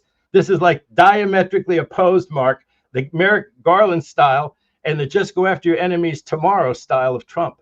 Yeah, I mean, Merrick Garland is I'll write a sharply worded email. He comes from that school, and these guys are, hell no. We're going down there with an attack squad and we're grabbing everything. So you can go punch that email out on your laptop because we've stolen all the rest of your stuff in this FBI seizing of these voter rolls, and also who knows what else is on that warrant. And that brings me to the next point, which is, David, it strikes me that there are secondary agendas. I'd even suggest they're primary agendas that are not concerned so much with the smokescreen of serving the Mad King about the 2020 election results, but more serving the Mad King to make sure that voter rolls are purged in such a way that voter suppression makes the likely outcomes of the midterms a little more likely. I think there is a voter suppression effort underway here. Can you speak to that? Well, there's an expression, when it's so big, they can't rig it, right? When it's so big, they can't rig it. And I think that Trump has, bad intent in all this, of course. I think the Republicans have shown their bad intent. Everything from you can't give a person water while they're waiting in a 4-hour line that the Republicans have created by the fact they control the state or they control the Secretary of State. That was one of the issues down in Georgia. All the different ways, more than just not giving people water online and making them wait for 4 hours in, predominantly black areas. All the stuff that they've done, it's just, I could tick it all off. So of course they're going to try to do that, and they're going to try to, create confusion, invent confusion, and then purge totally good voters from the voter rolls in Democratic places in black areas. Of course they're going to try to do that. But I think Trump has done such a terrible job. I think he's so unpopular. He's even unpopular now on immigration. He's utterly unpopular on the economy. The tariffs and so forth are making prices just go up and up. The average person knows that the Latinos who voted for him prayed that they could get their ballots back and mark them a different way. So I think he's going to lose so bad in the midterms. I think he might even lose the Senate. That's one of the reasons the senators are all racing around to try to do something. I think that's why they're willing to detach the ICE budget, DHS budget from the rest of it, because they're really running scared. The Republicans, they've been so compliant, Mark. They've been just going along with everything. I mean, they've abdicated their own role as the third and principal branch of government. They're Article 1, and they've just laid down for all the stuff that Trump has done.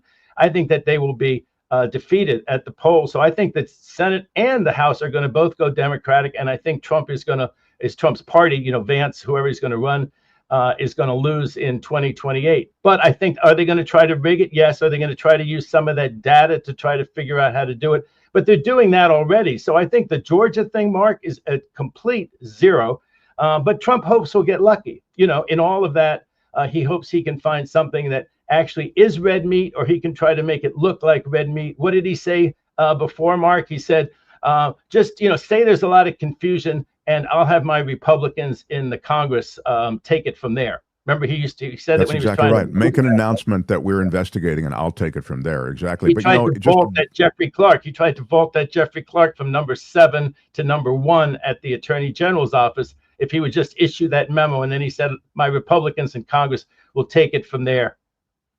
That's right. And in that Jeffrey Clark hopscotching or moving him up to the top, he saw a whole Justice Department say, if you do that, we're all resigning. It was a real bit of brinksmanship there. But now you have a different kind of Justice Department, and you have a different kind of government, completely populated by functionaries, by loyalists. I want to quickly, before, just as a sort of a digression or a footnote to Georgia, mention the fact that these black districts, you talked about it, they are very much now aware that black voters who have been suppressed in all of these different ways, you can't bring water, they've reduced the number of polling places, they've reduced polling place hours. They are very much, the black community, using early voting. So the early voting is associated with these ballot boxes. There were 60 of them. They've reduced it to 7 of them. All right. So this is the kind of tried and true way in which they suppress the vote in Georgia. And so when you look at what's happening at Fulton County, I so hope you're right, David Katz, that the too big to rig really does, in essence, make all of this moot. But on another level, I feel as though they're so good at this that by the time the midterms roll around, I know it's soon, but it may be tough to defeat the kind of suppression that they have planned. There's that fellow Elias. I've seen him on TV. Yeah, he Mark seems Elias. to be doing yeoman's work, he and his group and so many other groups. So they have to absolutely fight on this and not be complacent. You just wanted me to do a Katsadamas. And so I think that their efforts will fail, but they will try like hell to rig the vote and suppress blacks and liberals. And there's also going to be a certain amount of, it's going to be just crazy because of all the redistricting. I think there was a decision in Virginia on redistricting, and the Democrats are saying that the Republicans there steered it to a judge to rule their way. They filed an immediate appeal. But, Texas, Trump first told Texas to change the districting down there so they would create 5 more Republican seats. Then California wisely fought fire with fire. And our Governor Newsom, pushed that. By the way, a court out here, the Ninth Circuit, it's not the Ninth Circuit. There's a court, a 3-judge court, Mark, that they pulled together. And one of Trump's judges would have said that our redistricting here in California was no good. But the 2 judges on the panel, 2-1, one of them was Judge Staten that I've appeared in front of. I had a case with her just the other week. Anyway, she wrote the decision for the 3 judges saying that California redistricting was just fine, that it was partisan, the same way that Texas's was. And even Justice Alito said in his concurring opinion that totally partisan, that partisan redistricting is not unconstitutional. And Alito in the Texas affirmance gave the example that California's was partisan too. Now, yes, that was an advisory opinion. That was not what was actually before the court. But it's obvious that the Supreme Court will allow the redistricting in California, which will create more countervailing Democratic seats. And now other states are following suit. Indiana didn't, and that showed a real profile encouraged by the Republicans in Indiana. But apparently in Virginia, the Democrats have tried to do that to counteract Texas, and that's in litigation right this moment. There was just a big decision. I thought it looked bad for the Democrats in the litigation in Virginia. Am I wrong? The trial judge ruled against them. The trial judge ruled against them, but they turned right around and said, you Republicans cherry-picked that case to go to that Republican judge. So I imagine they have some evidence to show that they had judge shopped. And the idea that the Republicans would judge shop is so shocking after they took all their cases to that judge in Amarillo. Remember the medical abortion bill, Mark? In the whole country, who would be more apt to rule on that than Amarillo, Texas? And there was only one judge there. So they knew they were going to get this right-wing Christian nationalist judge by going to Amarillo, just like they steered those cases to Judge Cannon down where she's the only judge right next to Mar-a-Lago.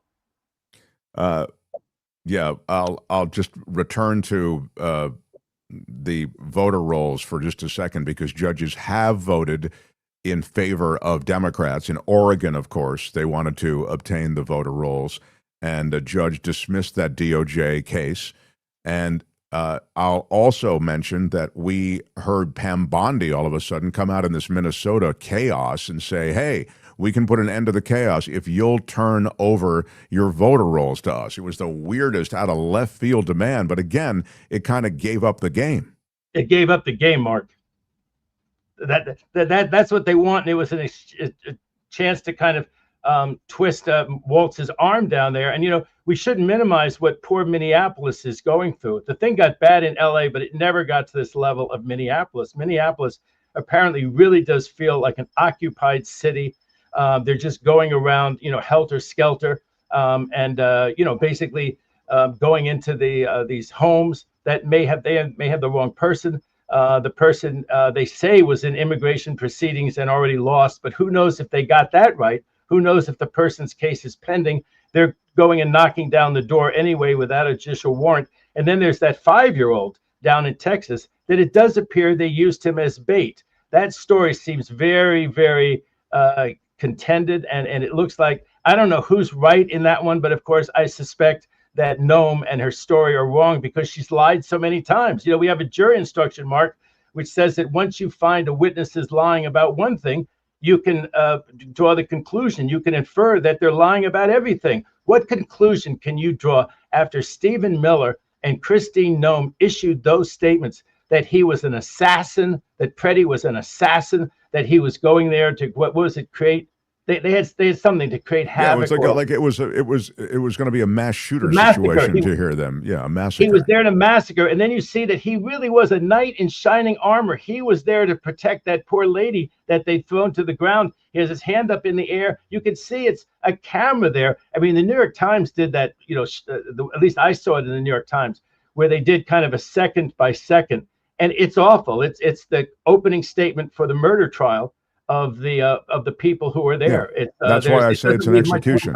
They disarm him. Beyond a reasonable doubt. Yeah, they were beating him within an inch of his life to begin with. Then they disarm him, and then they execute him. It was 1, 2, 3, just like that. And you're right, the frame by frame supports that. Supreme Court's going to consider taking up Trump's appeal of the E. Jean Carroll verdict. By the way, that's you know, as Trump sort of tracks down all these old cases and all these the ghosts of decisions past, meaning the 2020 election, E. Jean Carroll. He can't wait to bring these to his concierge judges on the Supreme Court. You know, I was briefly a news reporter as one of the things I did in my gap years before I went to law school. And I think the most remarkable Mark Thompson show, if people want to go back and find it, this is personal opinion, I think it was the most remarkable, where I reported from the dressing room at Bergdorf Goodman's, the same one that was actually on the 5th floor, whatever it was. Wow. I stood there with my cell phone, and some interesting things about that dressing room. I just for fun, I screamed, and no one came. The way it's the configuration there, E. Jean Carroll could have very well screamed or made noise or said, "Get your hands off of me," or something like that, and nobody would have come. It's like a secluded dressing room that's just near certain, I guess, lingerie up there on that floor. And that's, of course, where the assault was proven to have taken place. And then there's 2 different cases, Mark. There's the case where she got the $5 million, okay? And then there's where he was, he defamed her again, and so she sued him again. That's the one where she got about $80 million. Those 2 cases somehow are separated. So the one that the Supreme Court has to deal with is where he got the $5 million, where she got the $5 million the first time. This is the sexual assault in the dressing room. And they allowed some other witnesses to testify to the pattern of Trump's assaults on women or his disparaging remarks to women. You remember from the Harvey Weinstein case, they allowed in what we call other crimes, other similar acts, not crimes, but other similar bad acts. And that can be an issue that it's more prejudicial than probative, but I think the judge controlled it quite well in the Trump case. So I don't think we're going to have the Harvey Weinstein reversal problem. I think that's the only issue that possibly could be reviewed. I don't think the U.S. Supreme Court, I know people think that they're in the tank for Trump, but it doesn't seem, you know, they take one case out of about 500. And I know it involves the current president, but he wasn't the president when this happened. This is for assaulting her. And then, the state of New York, Mark, allowed the statute of limitations to open so you could bring a case based on old facts. Whether that's right or wrong, it's the law. And New York did it, and it was brought within the expanded statute of limitations. So he doesn't have an argument that somehow they violated the statute of limitations in the case. The fact that he's now the president, the Supreme Court's not going to go that far. He got this presidential immunity for things he was while he was president. It can't be that becoming president immunizes you for all the bad things or crimes. Well, that's the law on it, David. But the fact is, SCOTUS has agreed to hear the case. I mean, doesn't that tell you something? Mark.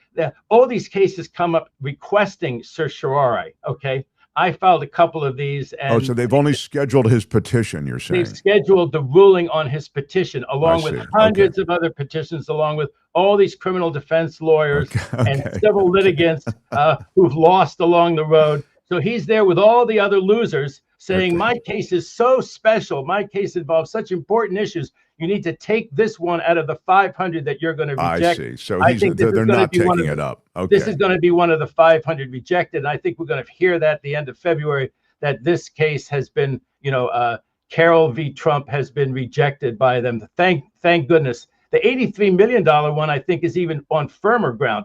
But, the New York Times proved that he's gotten $1.3 billion. They've chapter and verse. It may be a lot more than that, but they've shown that Trump has pocketed $1.3 billion just since Inauguration Day a year ago. So that $1.3 billion, that'll take you a lot of places, including paying the E. Jean Carroll judgments, both of them. Well, I think, just as an aside, because I hear that, and I read the New York Times piece as well, it was great reporting. The $1.3 billion is maybe 25 to 30% of the actual number, because the cyber digital currencies that he's been soaked in are in, I think, $4 to $5 billion categories, because it's coming from Qatar, coming from Middle Eastern interests in there. I'm talking about multiple billions of dollars are dropped both on the meme coin, which was launched, the digital currency, and it was traded on his platform. So again, he gets to wet his beak on all of those transactions, regardless of what they were for. That's a huge, huge way in which the Trump family has benefited from this presidency. I think it exceeds that $1.3 billion number by a ton. But that for another day. Yeah. Trump is, of course, blessed in the sons that he has. One of them told the New York Times, "We made a lot more than that." We made a lot more than that. What? With friends like that. Oh, that's great. Brag. It's the one they're always lampooning. On Saturday Night Live. I forget his name, but the second son. Yeah, Eric. Yeah, there's Eric, Don Jr. and more Eric. Than that. You should put that on those clips of yours that you play, Mark. We made a lot more than that. I think that's just wonderful. Hey, David, we're out of time. I love that we could spend this much time, though. We got to a lot of stuff, and I really appreciated you putting in perspective for us the constitutional amendments that are being violated on an hourly basis in Minnesota, and also the realities concerning what can really be done with the federal government and state government. And when you try to take many of these cases into state court, some of the impediments that the federal government puts up. I really appreciated that part of the conversation, especially. Thank you so much for being here, and I guess we'll talk next week. Thank you, my friend. Great to be with you, Mark. David Katz, everyone. Right on. Right on. The Mark Thompson Show. We've had all kinds of connection issues today on my end. I think this is sort of a, I don't know, even if you're hearing me now. It's it's pixelating, I think. I can't really see it because on my end it looks fine. But anyway, if you're seeing some of that. I'm glad it was strong enough to survive. Yeah, exactly. A lot of people just kind of listen, which is maybe the best way to do it. But I really am sorry. I've paid for the highest upload speed possible, but my area of the country is just really poorly served. And on that, I mean, I guess other services are good, but up here at the Mark Thompson estate, we just don't get a lot of great when you great live service in that way. Way far up in the hills, and no, you live in a populated area. It's ridiculous. You'd think, but I do live in the hills, which creates its own issues. It's funny you say that, but there's no fiber here, and there's no, all this other stuff. I'm being hacked, say many. Yeah, who knows? It could be. I don't even listen, said Rev P. Oh, that's nice. Perhaps ICE has decided they don't really like what you have to say. Yeah, Mark Thompson. it could be. It could be. One thing that does get here, prompt deliveries of Coachella Valley coffee. I do love it. Love it.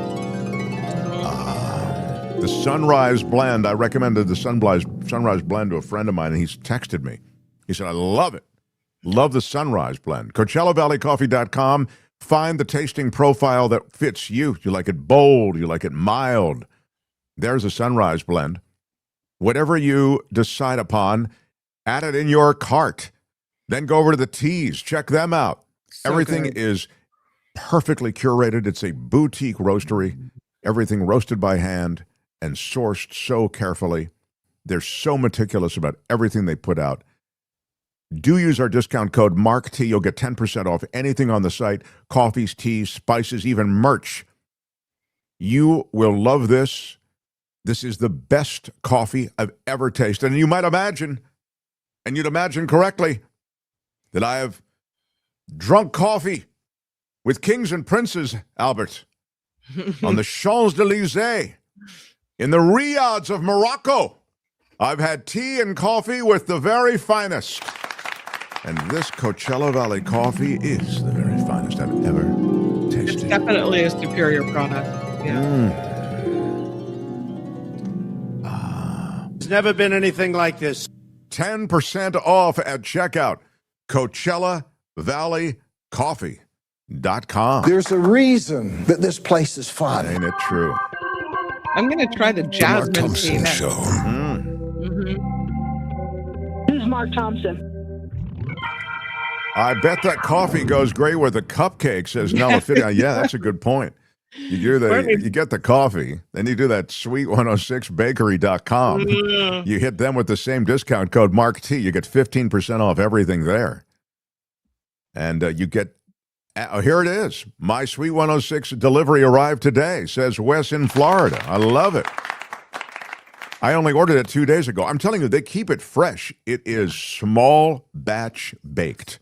So good. And this wonderful family, she has won Cupcake Wars twice, created this business, and she wants to make sure that you get fresh, delicious product. So glad you got on it, Wes in Florida. My Sweet 106 delivery arriving today, he said. It's already arrived.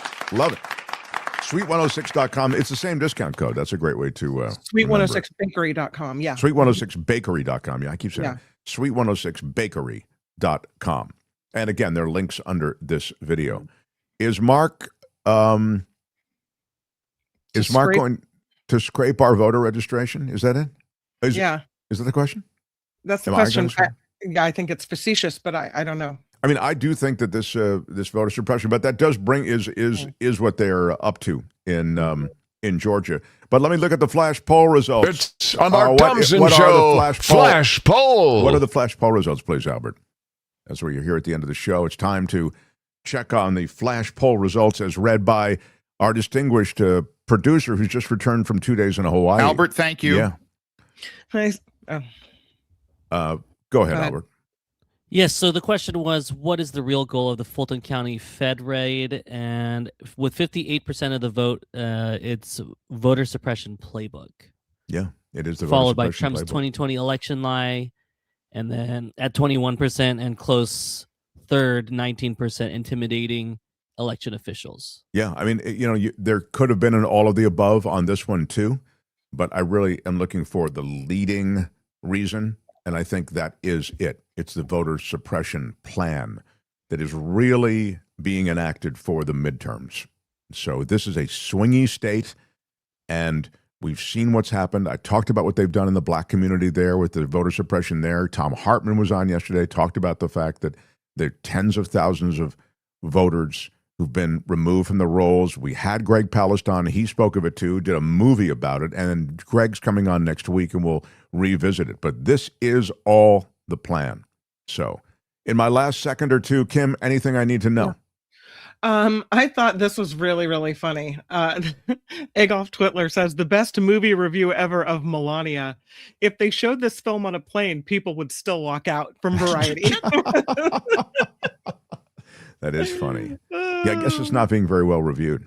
No, I was watching something yesterday where they were saying for it was a podcast. They were saying for entertainment, go to your local movie theater website and see what the available seats are in Melania. And in a lot of places around the country, it's like no tickets have been sold at all. So I did that, and it's not showing in Petaluma, but it's showing in Santa Rosa. And there actually were some tickets sold to Melania. So there you go. Yeah, I'm waiting for the streamer myself. Waiting for the streamer, but. I don't think I'm going to even watch it then. No thanks. Yeah, might still be a... tomorrow, I want to get to a Law and Disorder that we kind of parked for the last couple of days. Also, I've got some chunk of Trump that we didn't get to, and a Stories from the Sky. Are we going to be able to get to all that tomorrow? I don't know. We're not. No. Will they get to it all tomorrow? You're going to have to put out a weekend addendum. Yeah, we need some kind of additional...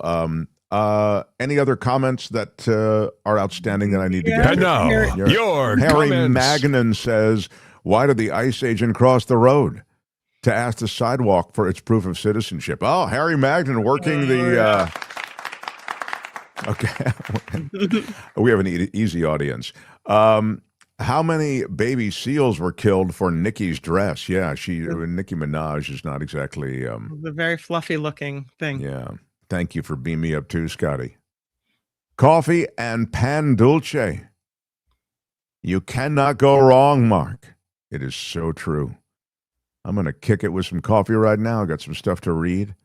It was not a mistake that they did not take an inventory on what they took from Fulton County, says Egolf Twitler. Did they not take an inventory? They should. But if they didn't, then... nothing is a mistake with these people. I was reading a story earlier that there are serious concerns now about what they did take and whether if they took ballots, whether there's sanctity or you can believe in what the information is, that they haven't been altered or changed. This used to be the holy grail, if you will, of the American democratic process, the vote. If you mess with the vote, you really were exposing yourself to the wrath of the federal government. It would appear now the federal government is behind wrestling with the actual outcome and trying to reconstitute it in some way for their own result. Fulton County Commission Chair Rob Pitt says officials were caught off guard by the search, and he is now concerned about the security of ballots once they have left county control. Yeah, I'm not at all surprised. I think it's a real issue that that we need to keep an eye on. That's why I say this is it's possible to do a lot at once, and this crew is doing a lot at once. Tomorrow. What a show. We've got our Friday show, Friday Fabulous Florida. I know, something just to make you smile. And also our pals, Mo and Michael, will be through. We'll look at the week in politics and the week in international politics as well. Michael Snyder, the Culture Blaster, will be here. I wonder if he did see the Melania movie. You know, he's a movie critic. Doesn't he have a kind of an obligation to do that? Melania has sold 16 seats here in Glendora, says Luis. Too bad that's over 4 screenings in a theater that holds 120. 16 of 120 seats. Way to go. Look out. What is that? Avatar. I'm Shadow Stevens for the Mark Thompson Show. Bye-bye. Look out, Avatar. I'm glad I blew that up. That's funny, Louise. Hey, thanks, everybody. Thanks, Albert. Thanks, Kim. Till tomorrow. Bye-bye.